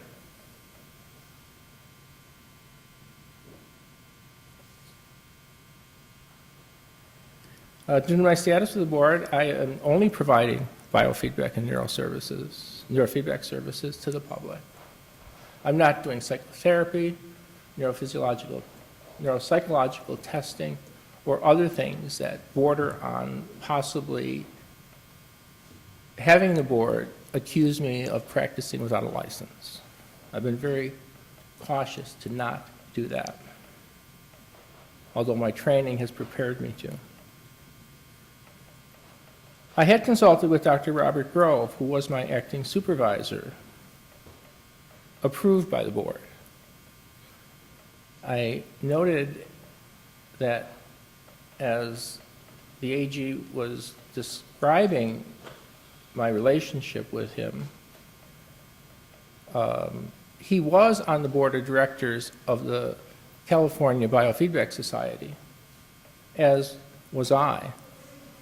I don't think, given the fact that the community of neurofeedback providers, particularly psychologists, is extremely small, that necessitates some type of blurring of boundaries, which was implied in the AG's discussion just a few moments ago. The field of neurofeedback is extremely small. The ALJ, in her original proposed decision, says it's going to be very difficult for Dr. Schumer to find a practice monitor. I believe she said that simply because the field of psychologists who actually practice neurofeedback and biofeedback is extremely small. Therefore, when it became incumbent upon me to find somebody who could be my practice monitor, it would make no sense to hire a psychologist who didn't know anything about neurofeedback. I had to choose from a limited scope of people who are out there. It had to be reasonable for me to commute to his office or him to my office, because they had to be weekly supervision sessions. So I did follow through with that for 4 months, and Dr. Grove was very helpful in providing information to the board that I was in compliance with the terms of probation for the first 4 months.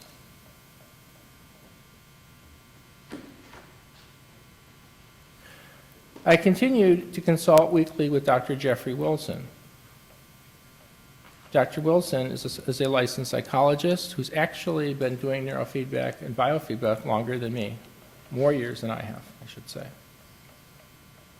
And we discuss weekly professional issues, patient care, treatment plan development, and other pertinent issues. As stated in my petition, I use different tests now, and actually the proposed decision made clear that there was an evolution in the tests I gave from the 2007 time period when I first treated the complainant's son.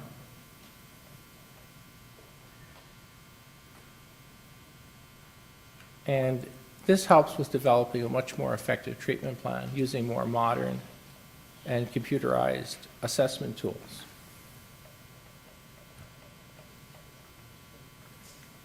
I understand that and acknowledge that it was my interaction with the parent of this patient that ultimately led to her filing allegations of misconduct. I admitted, and I admit, that I could have handled this case differently, and perhaps she would not have filed a complaint. However, the issues outlined in her complaint were not what led to my license being disciplined. None of the charges or allegations made in the complainant's letters to the board or communications to the board were included in the first amended accusation. That's why, as I sit here today, I can say with full integrity that I challenged the board to find one consumer in the state of California that I have ever harmed worthy of discipline. None of the concerns that the complainant brought to the board were in the first amended accusation. That's not insignificant. Every accusation came from the board's hired expert.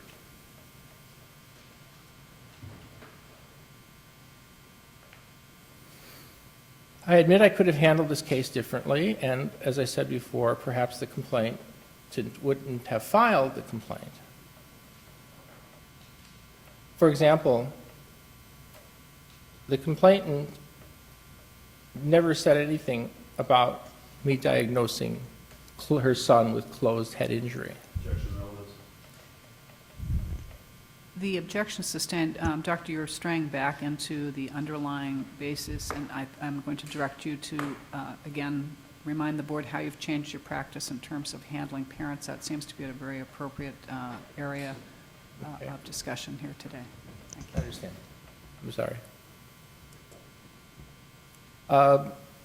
The allegations stated that I failed to refer a patient to a neuropsychologist or neurologist when I suspected closed head injury. I've had several patients since the date that the decision became effective, and in every one of those cases have referred, they were all children, the children to pediatric neurologists, as I had done in my practice before. When sufficient evidence exists of a traumatic brain injury or what might be called a closed head injury. The quantitative EEG, in spite of what it says in the proposed decision, is extremely effective in diagnosing or suggesting, I should say, the possibility of traumatic brain injury. I've taken additional classes on understanding how effective it is, both in being reliable and valid test for closed head injury. This makes me better able to detect when the possibility of closed head injury exists, and I make the appropriate referral. I was unsure, given the wording in the proposed decision, if referral to a neuropsychologist is appropriate or not. Having been trained in neuropsychology, as my expert pointed out, it didn't seem sufficient to the ALJ in the proposed decision, so I refer to neurologists exclusively. I don't refer to neuropsychologists. I figure that's probably safer because neuropsychologists aren't allowed to diagnose traumatic brain injury. It's strictly within the purview of a medical doctor.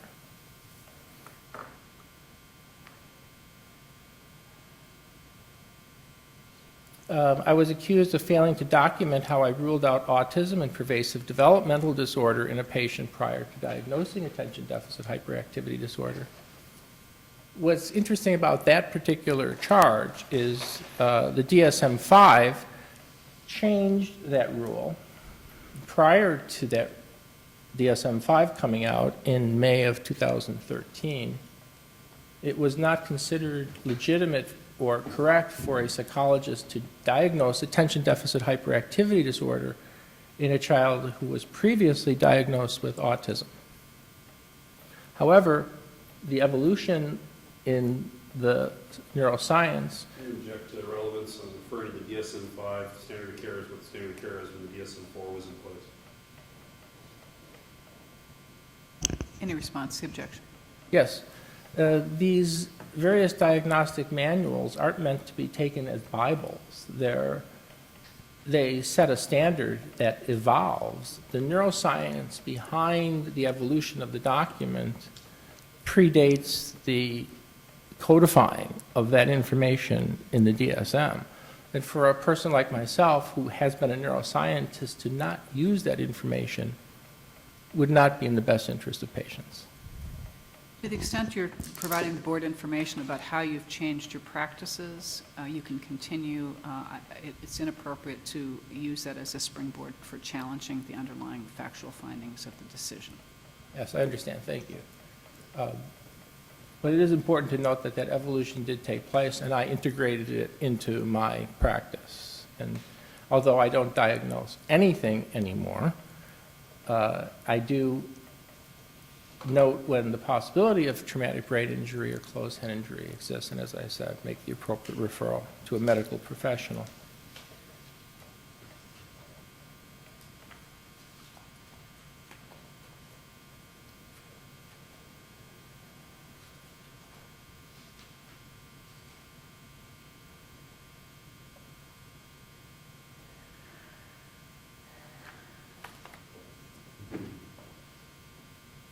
I admit I failed to live up to the complainant's expectation, notwithstanding the fact that I believe the complainant was a borderline personality.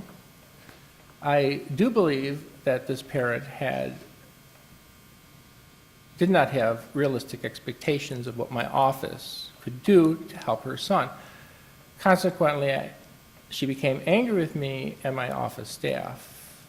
And so what I've done is to be much more careful in admitting individuals or parents of patients who exhibit these type of tendencies.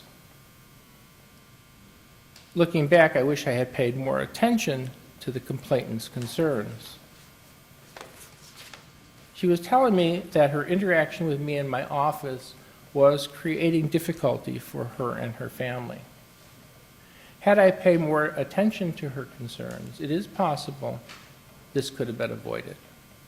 I fully acknowledge that.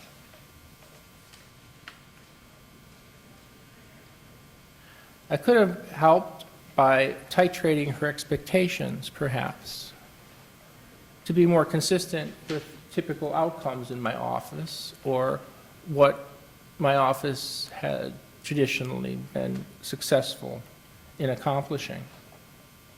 I could have met with her more and explored ways to better meet her expectations.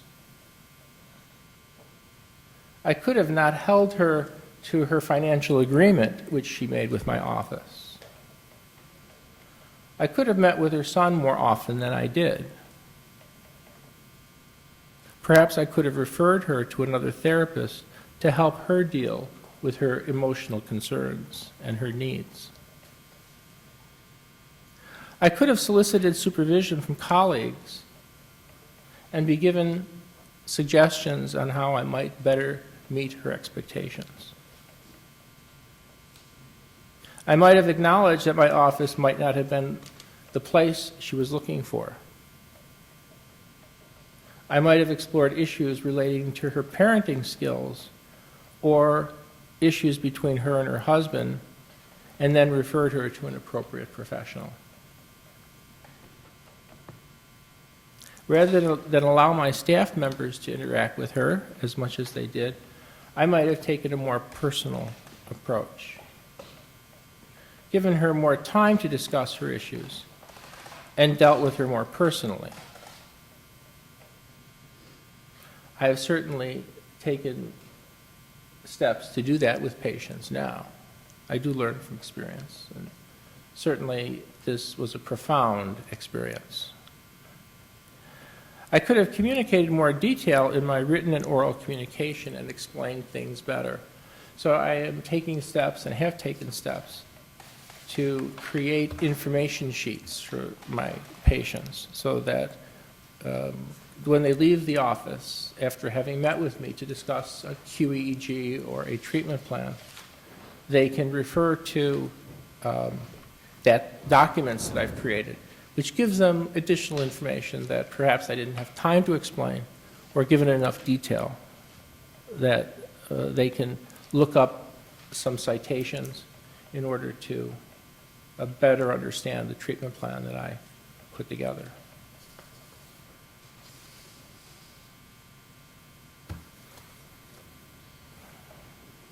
As far as coursework I've taken pertaining to what it is I do, I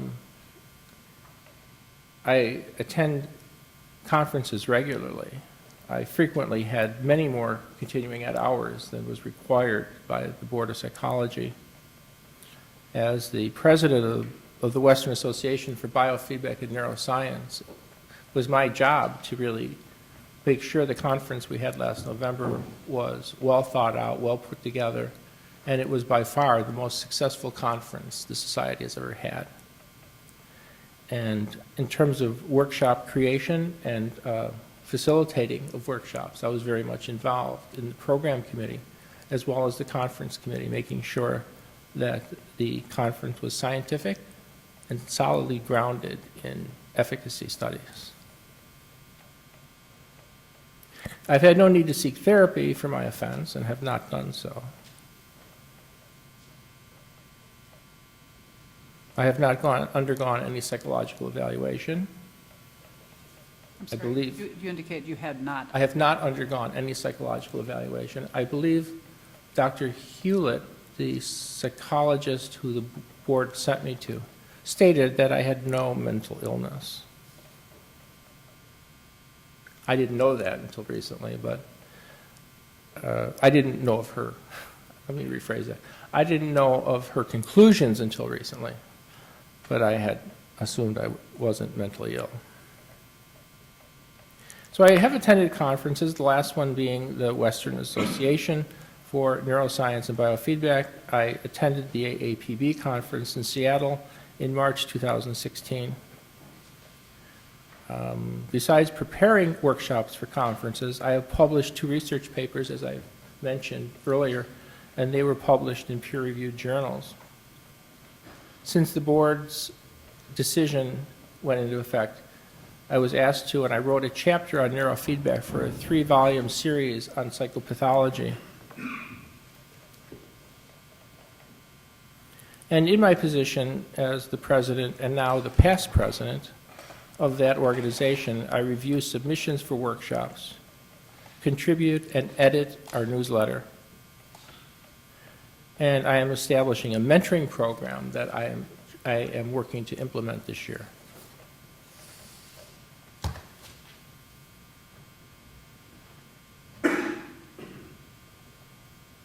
When I did meet with Dr. Grove, I presented termination issues, case review, treatment planning, progress note review, diagnostic procedures that I was using, and how to properly integrate various types of tests, particularly the quantitative EEG, which is the main test that comprises the standard of care for neurofeedback therapists.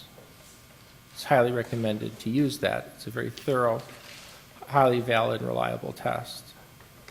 So when I met with Dr. Grove, and since meeting with Dr. Grove, my weekly sessions with Dr. Wilson have continued, and QEEG analysis is a frequent topic that we discuss in our weekly sessions. And that continues to today. When I met with Dr. Grove, we talked about how to properly terminate the cases that the board was forcing me to terminate. As I said, it was difficult, particularly challenging, to terminate clients, some of whom I had long-term relationships with. In some cases, I treated their younger siblings, or their older siblings, I'm sorry. And so having to properly terminate these patients by order of the board proved very challenging, ethically speaking. And I did my best to terminate patients appropriately and so that I didn't supply any psychological services after the date that the board ordered me to no longer do that. As I said, I did continue to provide neurofeedback services, however, in many cases at no charge. I think one of the things that speaks to my commitment to the area of psychology is one of the exhibits that I offered. It shows the fact that I've kept my office open in spite of great expense to myself, and I believe this was admitted, so I'm going to refer to Exhibit 9.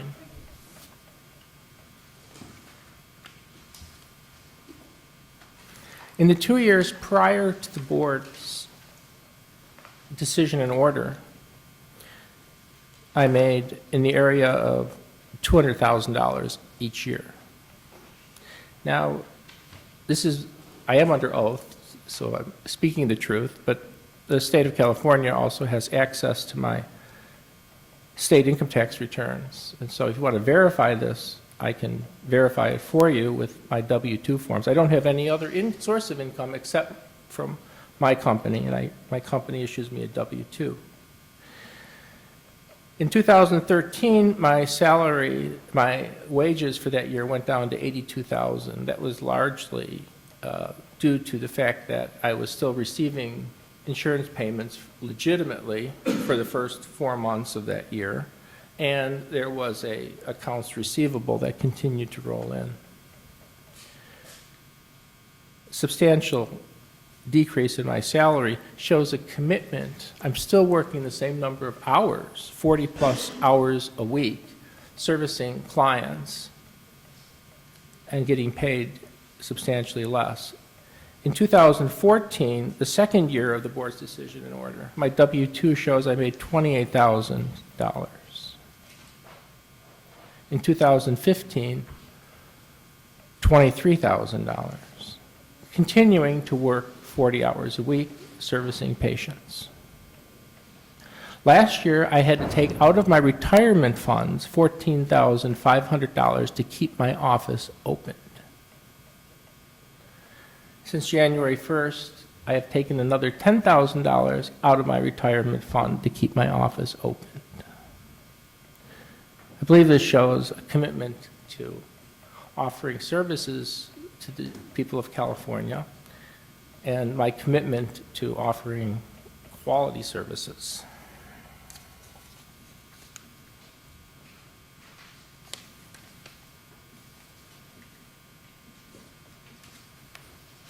Is it feasible to take a break? I need to reorganize some of my material since I'm being precluded from going into much of the information I was going to. And if I could have a 5-minute break, it would allow me to reorganize. Why don't we go off the record for 5 minutes?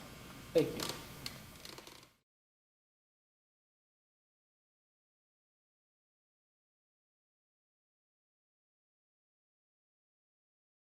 If people would take their seats.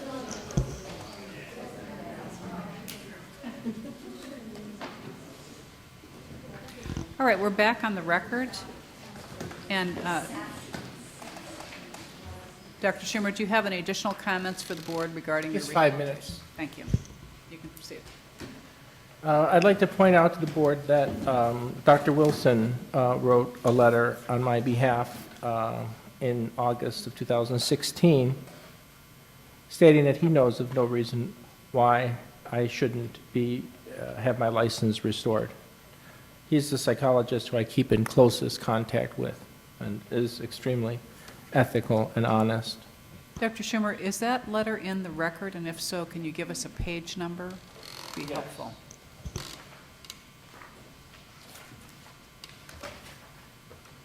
$105.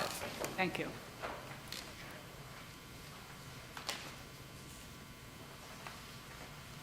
Dr. Wilson is familiar with the standard of care for biofeedback and neurofeedback therapists, because that's what he does, and he's also a licensed psychologist. And I think the key thing to be aware of is when a psychologist is functioning in one of these subspecialties, particularly an area of proficiency, like biofeedback has been described by the American Psychological Association, I would think the board would put quite a bit of weight on the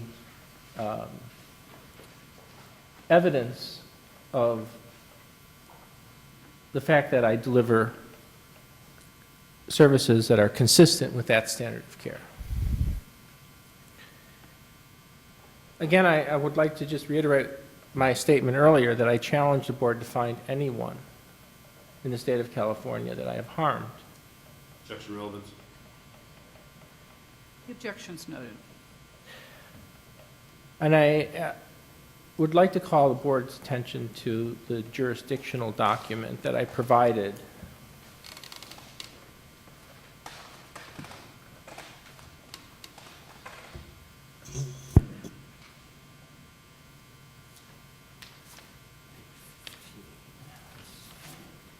What exhibit are you Page referring to? 119. 119? Yes, page 119. And Exhibit 4. I'm sorry, it must be 120. It's 120, I made a mistake.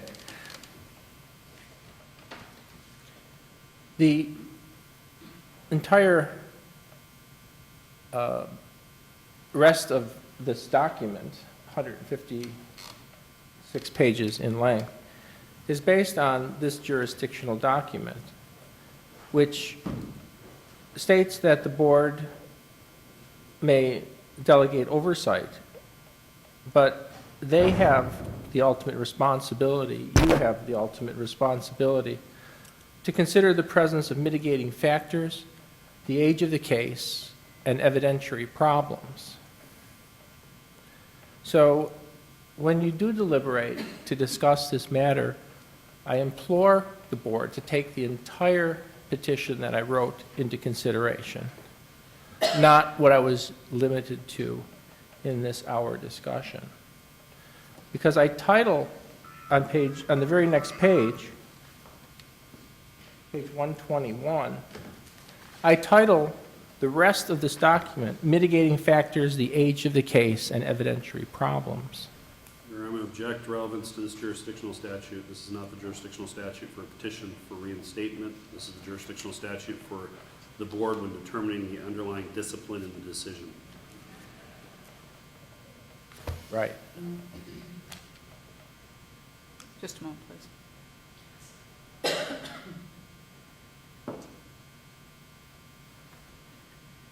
That is correct, and your objection is relevance. Do you have a response on that? Well, it certainly is relevant because that's what we're here to discuss, the board's disciplinary process as it relates to me specifically, and so that's why. And you've made your request, and the board will hear that request. Thank you. Then I'm finished. All right, then. Any questions on behalf by the Deputy Attorney General? Yes, Your Honor. You can proceed. All right. Dr. Schumer, you have reviewed Exhibit 1. Is that correct in this record?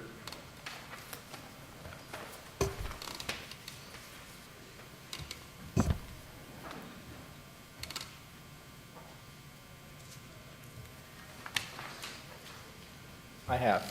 You're aware that that decision in order set forth some terms and conditions of probation that you were to comply with for your licensure. Is that correct? That's correct. And you acknowledge those terms and conditions, and at one point you agree that for a period of a few months you were actually on probation. Is that correct? For a few months, I actually complied with the terms of probation, yes. And you understood those terms? I did. I want to turn you to page 277 and 278 of the record that's before the board.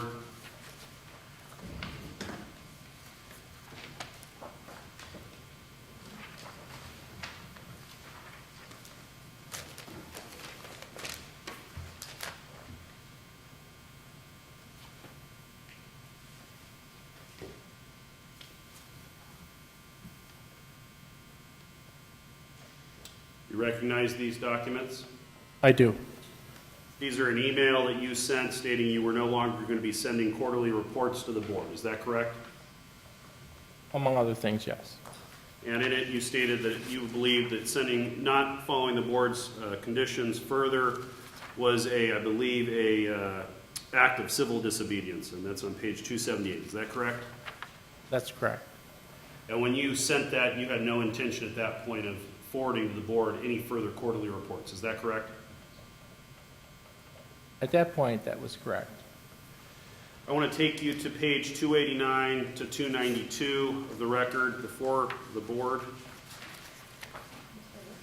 Page 289.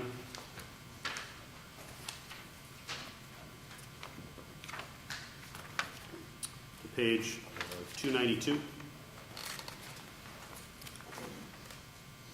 In particular, looking at pages 289 to 291. Do you recognize what that document is? What page do you want me to look at? 289 to 291. I recognize this, yes. It's a 3-page letter. Is that your signature on page 291? It is. And it was your intent to send this letter directly to board member Bedell, is that correct? Yes, and all the board members who were seated at that time. And you did that despite knowing that you had a probation order that required you not to have personal contact with board members, is that correct? That's correct. And you sent that to her directly. Yes, I did. I want to take you to page 301 to 303.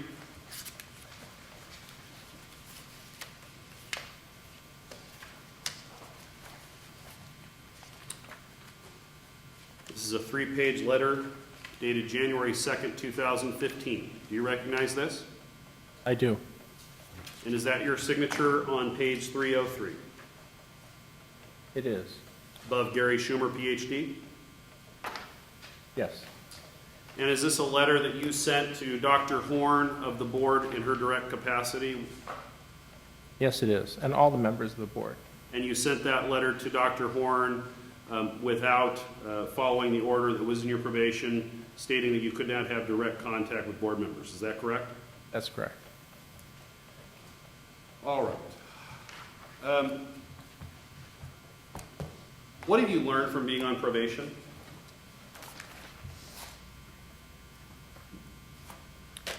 Nothing substantive. Do you feel you've been rehabilitated by the board's probation in any way? As I mentioned, there have been changes I've made to the way I treat the public and the way I interact with the public and my patients. So to that extent, changes have been made, yes. What about in following the terms that the board placed on your license? Do you feel rehabilitated by those terms? No, I don't feel the terms rehabilitated were necessary.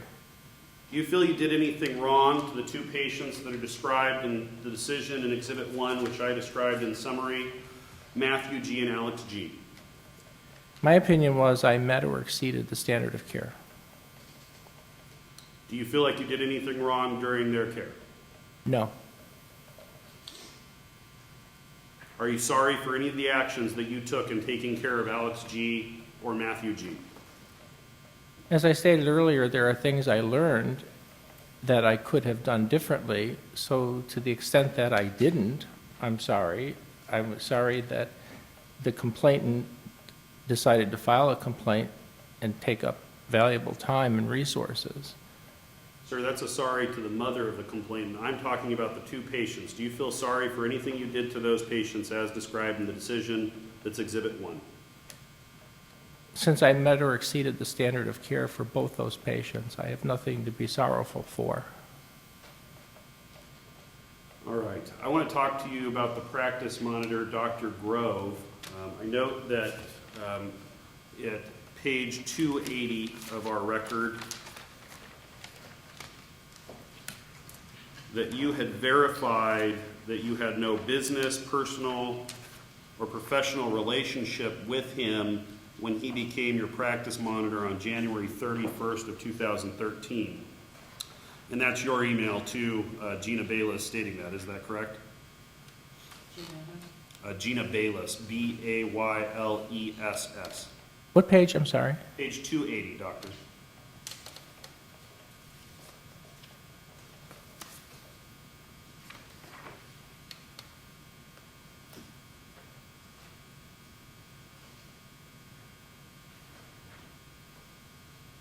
Okay, so here I am attesting that I had no business or professional relationship with Dr. Grove.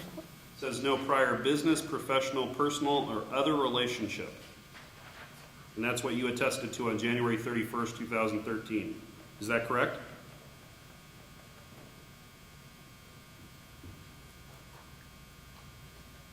According to my understanding of that, yes.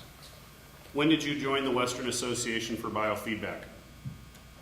The Western Association for Biofeedback used to be the Biofeedback Society of California. I was certified by them in 1984 and have been a member off and on since. That was 1984? Yes. And Dr. Grove, he is a past president of that organization. Is that correct? Yes. In 2013, were you a member of that organization? Yes. And 2013, was he the president of that organization? I don't recall. I went through and I looked at the minutes from that association. It appears that you were on board meetings with him in 2014 and 2015 on the following dates. I'm going to ask you about that. October 1st, 2014, it appears that you were both at a board meeting. Does that seem familiar to you? Yes. July 1st, 2015, you were both at a board meeting. At that time, you were the president-elect, and he was there at the board meeting. I don't recall that. I'll show you a document. Can you give us a page number for the record? You know, it's not in, because this is for cross-examination, Your Honor. If he doesn't refresh his recollection with this, then I'll admit it.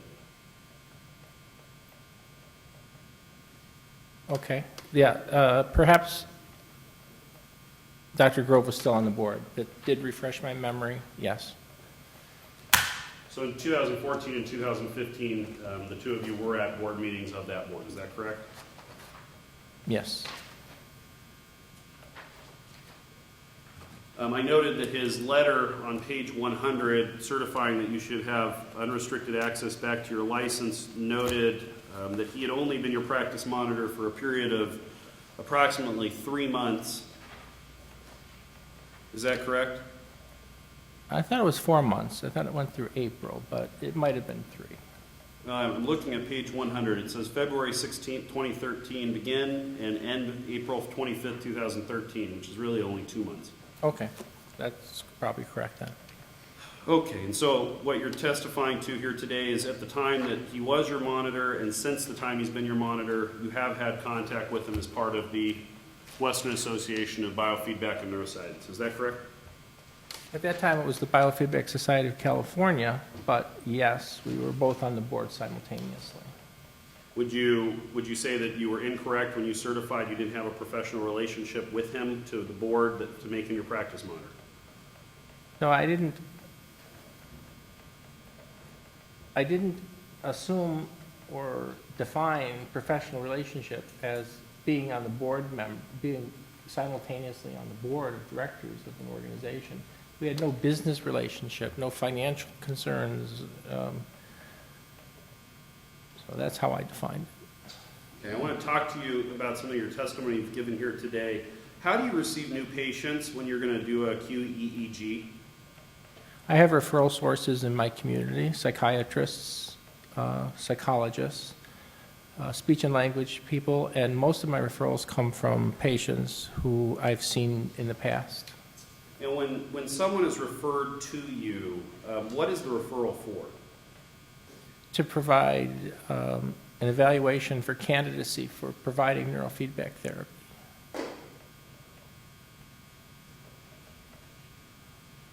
And what do you do with the information after you've performed the test? I make a decision whether the person is an appropriate candidate or not to undergo neurofeedback therapy. And if they are, then we proceed with a more thorough evaluation. What is a candidate for an evaluation? Can you describe that process to me? Of course. If a person comes into the office and has symptoms that neurofeedback has shown a history of efficacy treating, then that opens the door to the possibility that they may be a candidate for the treatment. But then there are various factors that might dissuade me from suggesting or recommending the treatment that I have to evaluate.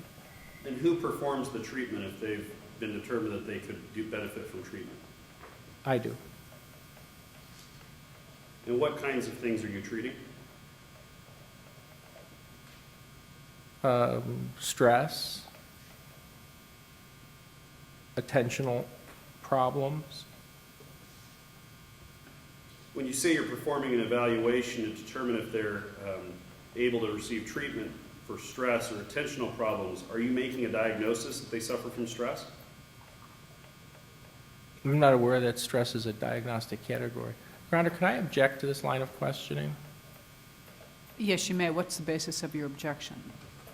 The relevance, because the fact of the matter is I'm functioning under, and I've admitted functioning under a Senate bill which allows me to do all of the things he's saying. If you look at the Senate bill, the wording in it states specifically that this is to avoid getting, having problems with the medical practice law.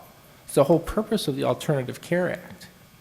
All right, and Mr. Gatchett, do you have a response to the objection? Yes. For the board's review, 1395, which is the regulation set forth to determine the criteria for rehabilitation in this proceeding, subsection 2 is evidence of any acts committed subsequent to the acts or crimes under consideration as grounds for denial, which also be considered as grounds for denial under section 480 of the code, and also any acts or crimes that have occurred since he's been placed on probation. I believe the objection was that it was not an act or crime under this provision, and I'm not making any ruling on that. I'm just saying that's what I heard the objection to be. And Your Honor, I'm asking those questions because we're seeing where the lines are for a potential unlicensed practice. All right. The objection's overruled, and you can proceed, Mr. Gatchett. So, sir, when you're making a decision to evaluate someone for treatment, are you doing that in order to, and you said attention issues. What are those attention issues? Attention deficit issues? Lack of focus. Is that a diagnosis? No, not to my knowledge. And then you say you perform these treatments to treat these issues in terms of stress or lack of focus. Would you be able to treat anxiety this way? I would say nervousness may be caused by stress, yes.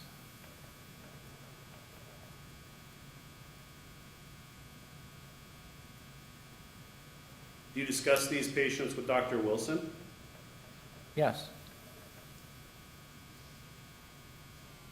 Are you paid money by outside practitioners to do these exams? Yes.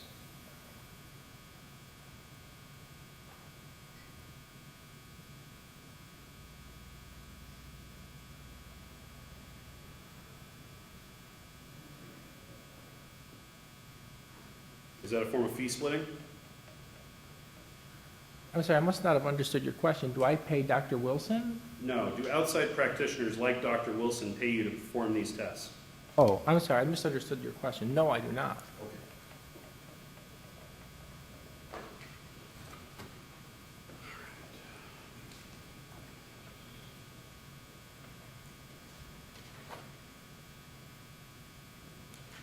You admit that you were required to take the exam, and I believe it's the prior order was the CPSE, is that correct? Yes. And then you failed that exam. Yes. You've made no attempt to retake that exam with the board? I took it a second time. How did you do the second time? I failed the second time. Have you attempted to try to take it a third time? No. Why not? Because I determined it wasn't fair to impose that term of probation along with all the other terms of probation, and I decided not to comply with any of them. And just for the summarization of that, you had no intent to comply with any of the terms set forth by the board in terms of your probation for a number of years now. Is that a fair statement? Since probably April of 2013, yes.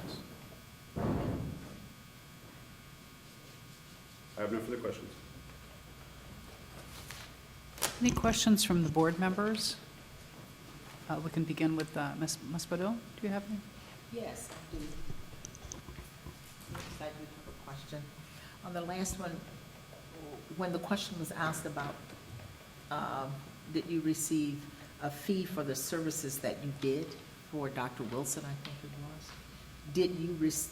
Did you receive pay for that, or you just did those tests for free?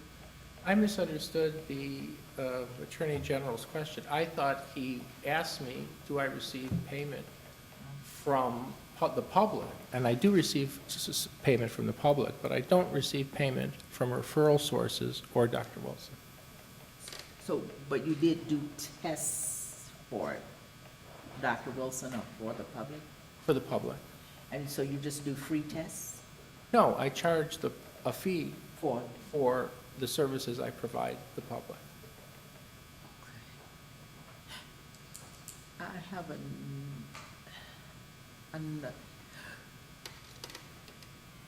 I just want to know, you had mentioned how you could have handled this case differently. Yes. And I know you've said how the case could have been handled differently, but I'm asking specifically, how could you have handled this case differently? What could you have done, you yourself could have done differently to comply with what was asked of you By whom? by the board? By the board. Yes. Oh, well, I could have complied with the terms of probation, but it wouldn't have elevated the level of care that I offer, because I've never provided care to the public that fell beneath the standard of care. So let me just be clear in my mind. Sure. So you're saying, am I understanding this correct, that in your mind, there was nothing that you did wrong or nothing that you didn't comply to, if I'm saying that correctly? Does that make sense? I can honestly state, I am under oath, that at no time have I delivered services to the public that were below the standard of care, that would ever meet the criteria the board sets forth for substandard care. Okay, thank you. Okay. Dr. Erickson, any questions? Yes. Dr. Schumer, I'd like to ask a few things. Do you have a psychology license at this point? It's inactive, and I have. I'd like to ask how that happened. I believe the way, from listening and reading and other cases, you had a license, it was revoked, the revocation was stayed, and then what happened? Well, when I was complying with the terms of probation, I had a license that was restricted. Yes. When I ceased complying with the terms of probation, I was told my license status was inactive. And when I just paid my fee recently to renew my license, I received a license that's stamped inactive. Meaning you're not to provide psychological services of any type while it's inactive? That's my understanding, Yeah. since April of 2013. Oh, good. You mentioned that it was troubling to you, the children you were seeing, that you had been giving neurofeedback treatment to, I presumably with a diagnosis and billing the insurance, that by virtue of the order that came down with probation, you had you were required to discharge or transfer those patients? I was required to no longer provide psychological services, and I terminated all patients that I was providing psychological services to. The patients I was providing neurofeedback services to, I continued because I changed to provide those services under the Alternative Care Act. And you weren't, and I wasn't clear about this, you weren't saying that by dropping the fee, that allowed you to comply with not providing psychological services, that wasn't the reason you dropped the fee to zero? No, prior to the board's decision and order to terminate, I was legitimately billing insurance for services. Once the order went into effect, I could no longer bill for services. And explain, if you could, why is that? Because you have to be licensed to bill for insurance services. Well, of course, but you were licensed, restricted, why could you no longer bill?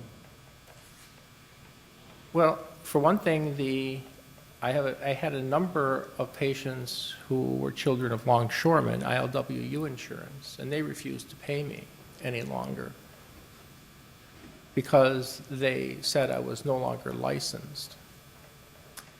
This is, perhaps you can understand, this is a little confusing to me. But you were licensed at that point, yes? Restricted but licensed.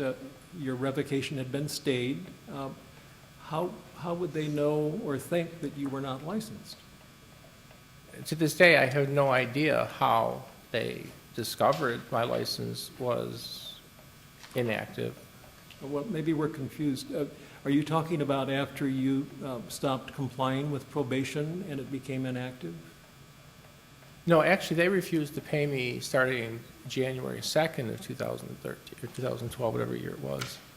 And it's a little fuzzy in my mind how that happened.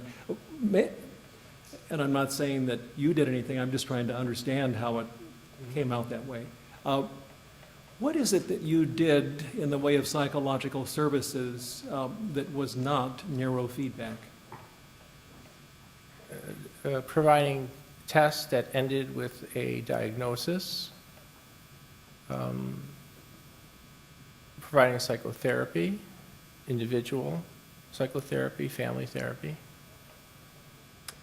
And when you did just neurofeedback, how much less work do you think you were providing? Of course, there's the issue of licensed, unlicensed practice, life coaching versus psychology. We all have heard of those things, and I'm wondering, were you severely restricted in what you were doing when you stopped doing psychological services? Or did you continue doing mostly what you had done, but was it then neurofeedback? Well, I knew that I would come to a point, as we are today, in discussing this. So I made a very clear break with not providing anything that could even be considered psychological services. No further questions at this point. Thank you. Ms. Jones, any questions? I want to go back to a quote you said earlier, that presumably you're engaging better with patients. What does that mean? Presumably, I don't remember saying, I'm sorry if I did, but I think it was a question in relation to your changes in how you've done your work now. And you said, presumably, I'm engaging better with patients. I just didn't know what that meant.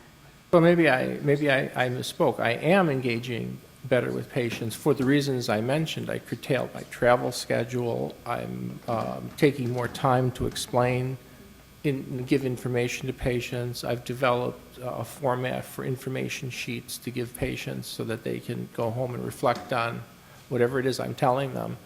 And I have greater availability to my patients through internet, through email, I should say, and through what I call status meetings, having status meetings, mainly with parents, because I have a mainly pediatric practice. So I more frequently meet with parents in status meetings. So those are some of the ways that I've changed since. And I guess my final question would be, as was stated by the judge and in both of your comments in the beginning in terms of the notion of rehabilitation, and given the fact that you've admitted that you did not comply with probation, on what basis should we look to consider you for this early termination of probation? Well, I would hope and implore the board to consider my entire petition, most of which I was restricted from discussing today. The bigger issue here is not me and whether I should be licensed or not. Quite frankly, I'm going to be retiring soon. I'm here today because the greater damage done by the Board of Psychology is by restricting people like myself, senior members of an emergent technology, that when it's no longer allowed to grow, hurts a lot of people, a lot of children in particular. And so I would think the board would be very interested in this, since this goes to your mission. Thank Yes. Dr. Phillips? I think most of my questions have been answered during the course of the hearing, but I'm still a little confused about your relationship with Dr. Grove. Prior to him being your probation monitor, did you have any kind of relationship with him at all? No, we were both board members of the Western Association, or then the Biophysics Society of California, but other than that, no. So you're both on a board together? Yes. Okay. And had you spoken to each other before? Yes, And you'd spoken about board issues, professional issues? professional issues. And did you have any kind of personal relationship with him? No. Okay. On approximately how many occasions had you seen Dr. Grove prior to the time that you nominated him as probation monitor? Approximately 5. Okay, thank you. Ms. Horn? Dr. Horn? Thank you. Dr. Schumer, Yes. I'm still a little confused, and I do think most of my questions have also been answered, but I want to get a timeline here. Your license wasn't revoked, correct? It was revoked, but that revocation was stayed, and you were placed on probation. Correct. You started complying with the terms of that probation and did so for several months. Once you quit complying, is that when your license became inactive? You were notified that your license was now inactive? I believe I was. I'm not sure the technical term that the board placed Might be on. helpful too. We've got another witness to testify, and I think a lot of these questions related to license status will come out when Ms. Tanner testifies. She actually did a chronology, and she'll explain about how this actually occurred. So That's good to know. getting this from the petitioner is, I mean, he's actually not the board person who was doing this. Thank you, that's helpful. I totally appreciate that, and I'll stop. Ms. Brunel, any questions? Hi, I think it's also goes to Dr. Phillips' question on Dr. Grove, because the way I understood it, and this was more from the AG, when Dr. Schumer submitted this email, it was on January 2013, correct? But then the other, you mentioned 2014 and 2015, which would have taken place later. Is that when they were on the board together? I'm sorry, Madam Board Member, are you asking me or are you asking? Well, I'm asking, I think, more you, Okay. AG. I'm sorry, I didn't catch you. I'm not the witness here. I mean, I'm not under oath at the moment. The only witness we have under oath is actually Dr. Schumer, so. Well, no, but I just had a clarification question on that. You could ask Dr. Schumer that if he knows. Oh, okay. Dr. Schumer, because they asked you, I mean, the letter was submitted, your email in 2013, but were you on the board with Dr. Grove 2014 and 2015? Yes, Was it I believe- prior? I believe those were the overlapping dates. Okay, that was it. Thank you. All right, at this time, do you have any comments to make in response to questions received? I think we do need to conclude and move to our next witness, but if you have any specific responses to any No. additional questions, all right. All right, then, at this time, you're excused as a witness, and we'll call our next witness. Attorney General's office calls Ms. Barbara Tanner.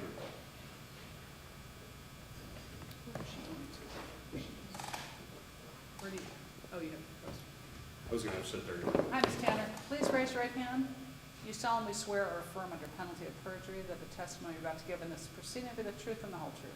Yes, I do. Thank you. Please have a seat. And if you begin by stating and spelling your full name for the record. My name is Barbara Tanner, B-A-R-B-A-R-A, last name T-A-N-N-E-R. Direct exam. Ms. Tanner, who do you work for? The Board of Psychology. And in what capacity do you currently work for the board? I'm a special investigator. As part of those duties, do you do probation monitoring or investigate probationers when they do petitions for early termination of probation? I investigate petitioners who are petitioning for early termination. Previous to this, I was the probation coordinator, and I stopped working in that capacity November 6th, 2016. Okay. So since November of 2016, you've been a special investigator. Before November of 2016, you were the head of probation at the psychology board? Yes, How long were you in that post? 2.5 years. Are you familiar with the individual who's petitioning here, Dr. Gary Schumer? Yes, I know Dr. Schumer. And how do you know him? His probation was told when I started the job of probation coordinator, and then we had email correspondence about probation compliance and other issues. And you've got a copy of the binder that is the record in this case, and you've had a chance to look. Exhibits 5 and Exhibit 6 are documents that you assembled either from his probation file or that you drafted. Is that correct? Yes. And I point the board members to Exhibit 6, pages 304 and 305. Ms. Tanner, do you recognize this document? When you get a chance to get there, page 304 and 305. Yes. And what is this document? It's a case action chronology for Dr. Schumer's case. And so you went through and you pulled all the relevant dates in terms of how the decision, the accusation was filed, and then his time on probation. Is that correct? Correct. Okay. And then I noticed a number of the questions from the board members related to after he was placed on probation in January of 2013, why his probation was told in April of 25th of 2013. Could you describe for us why that occurred? His probation told because the order required that he pass the CPSE. When he did not pass the CPSE, the order under the examinations term states that he must cease practicing, refer his patients out within 30 days. And so when he failed the test as required by the order, the ethics test, at that point his license became inactive. At the end of that period, yes, the board switches the license to become inactive. I believe in Dr. Schumer's case, because there was wording in the order, it said suspended. Within the order was the terminology used, so for a while it did say suspended, and then eventually it became inactive. And that's what ended his ability to provide psychological services. Yes. Okay. In reviewing his petition, did you discover a number of areas where he was out of compliance with the board in terms of his probation terms? Yes. All right. We talked first about the failed examination. Has he ever come into compliance with passing the examination? Not with passing the examination. In the report, I did write that he had completed it in that he had taken it. He did take the test, however, he didn't pass it, so his probation told. And by the order of his probation, unless he passes that examination, He can't practice. and he can't be on probation. Well, he's technically, the probation status is still out there. He's still on probation. It's told. Right. And it's been told now for approximately, I believe, 3 years, 10 months. Yes. Okay, and so what we're looking at is really his probation at this point, instead of ending in 2018, will end in 2021 and a half, roughly. Whenever he would go back to active status, and then the clock would start ticking again for his probation to be complete. He must complete the entire time period. Based on your review at this point, he's only completed approximately 4 months of probation of a 5-year term. I had calculated out to be 3 months and 23 days. All right, so that's the first term. Next term that he is not in compliance with. Quarterly reports. Is he in compliance with quarterly reports? No. And we've had testimony about that from him, that he stopped doing that, saying it was an act of civil disobedience. Is that what your records show? Yes. We also have that he has only had a practice monitor to April of 2013. Has he had a practice monitor since April of 2013? No, but it wouldn't be required because he's not practicing. Because his probation is currently told. Told, correct. With his probation told, I mean, there's no way to determine whether he's rehabilitating. Is that a fair statement? No, because it's his probation is in suspense. We're not monitoring him for that. He should be reporting that he is not practicing to us, but he's stopped reporting as well, so we have no. Right. So, I mean, even if we were going to try to see if he's rehabilitating as a probationer on licensed probation, since he's told at this moment, we're just kind of in stasis until he gets out of tolling. But he, on his own volition, has stopped providing quarterly reports that even say that he's not practicing. Correct. And that would be a probation violation. Correct. And more than a petition to terminate probation early, the reality is having probation violations means that the board could potentially bring a petition to revoke probation and revoke his license. Is that correct? Correct.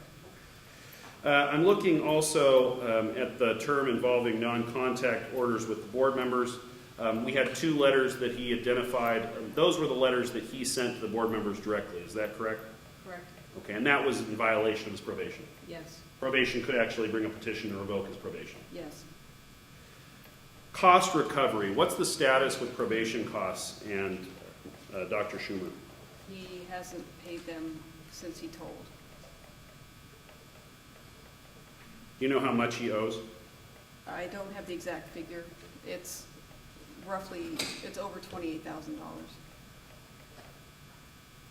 And that amount of money, that $28,000, has it been referred by you to for any action? Yes, it was turned in for tax intercept. And that's money that's actually owed to the board. Yes.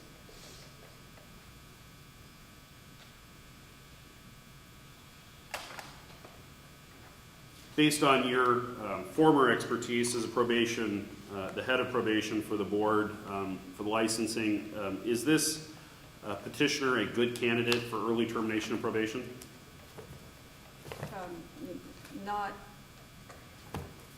Not in my estimation as a probation coordinator. He would not be. He does have the right to petition. However, the evidence doesn't show any period of compliance, and we don't have enough time to base that on. He hasn't even met the 2-year requirement to petition. That's in 2962 of the Business and Professions Code. However, he has the right to petition. So, We just don't have any evidence that he would be rehabilitated or that he's shown any remorse or that he feels sorry for what happened in the underlying decision. Is that a fair statement? yes. I have no further questions. Dr. Schumer, do you have any questions for the witness? Yes. Good afternoon, Ms. Tanner. Do you think that, would you agree with the statement, humans make mistakes? Yes. The board is comprised of human beings. Is it possible then for the board to be perfect?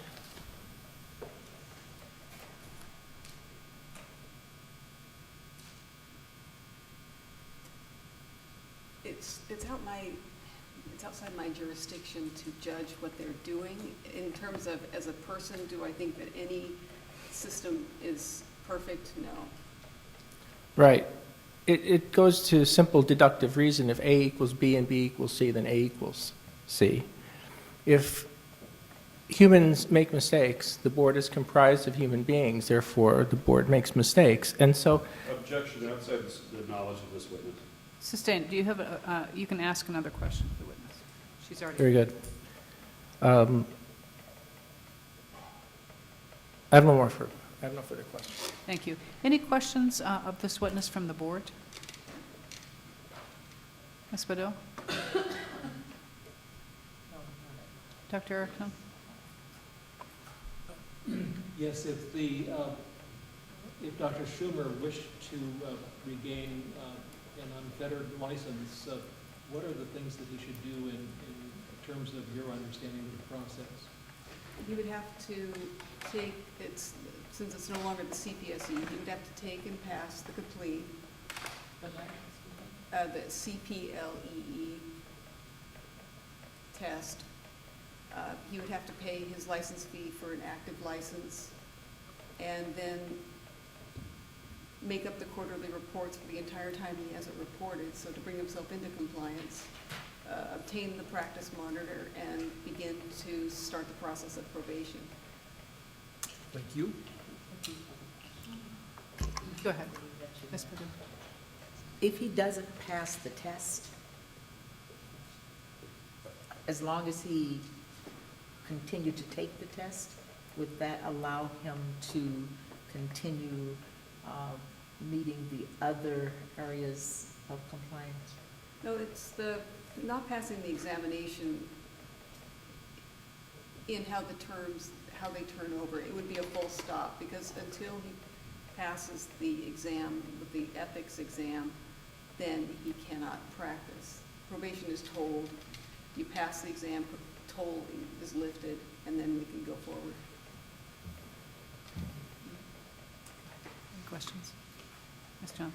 Thank you. Ms. Tanner, I just wanted to clarify to make sure I got the right information down. So at this point in time, Dr. Schumer has only completed 3 months and 23 days of probation, so not the 2 years that would be taken into consideration for a move to reduce, or to, what's the word I'm looking for, to Terminate early. terminate, thank you, Yeah. terminate, and terminate the early. Right. Okay, thank you. Dr. Phillips? I have no questions. Dr. Horn?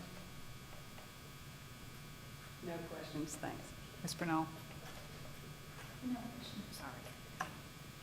Anything further, Mr. Gatchett, from the witness? I am actually, because with Ms. Tanner, this came up, I'm actually going to have this marked Exhibit 10 and moved into evidence. This is the regulatory action that changed the test from the CPSE to the CPLEE, which was the examination he's required to take. It actually probably should become a modification of his probation order so that he can actually have an opportunity, should he wish, to take the test and pass it. Did you provide one to? I did.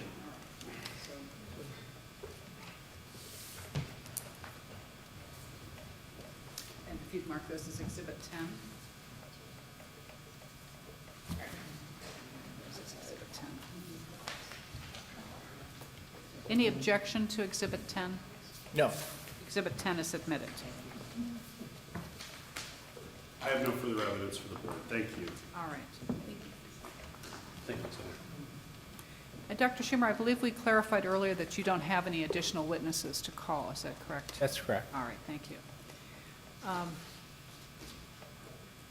At this time, I think we will conclude the hearing in this matter. The record will be closed. We have all the exhibits admitted, with the exception of Exhibit 8. The case is submitted and will go off the record. I'm going to ask that the room be cleared and the board will go into closed session. And Dr. Schumer, as I indicated earlier, you'll receive your final decision from the board in the mail. Thank you, Your Honor. Thank you very much. For the benefit of those in the audience, we will be going into closed session. We'll be coming back at the end of closed session to go back on the record to continue our proceedings tomorrow, so there will be nothing substantive happening after the closed session is over. But there's probably no reason to stick around unless you're just fascinated by watching me close out the day.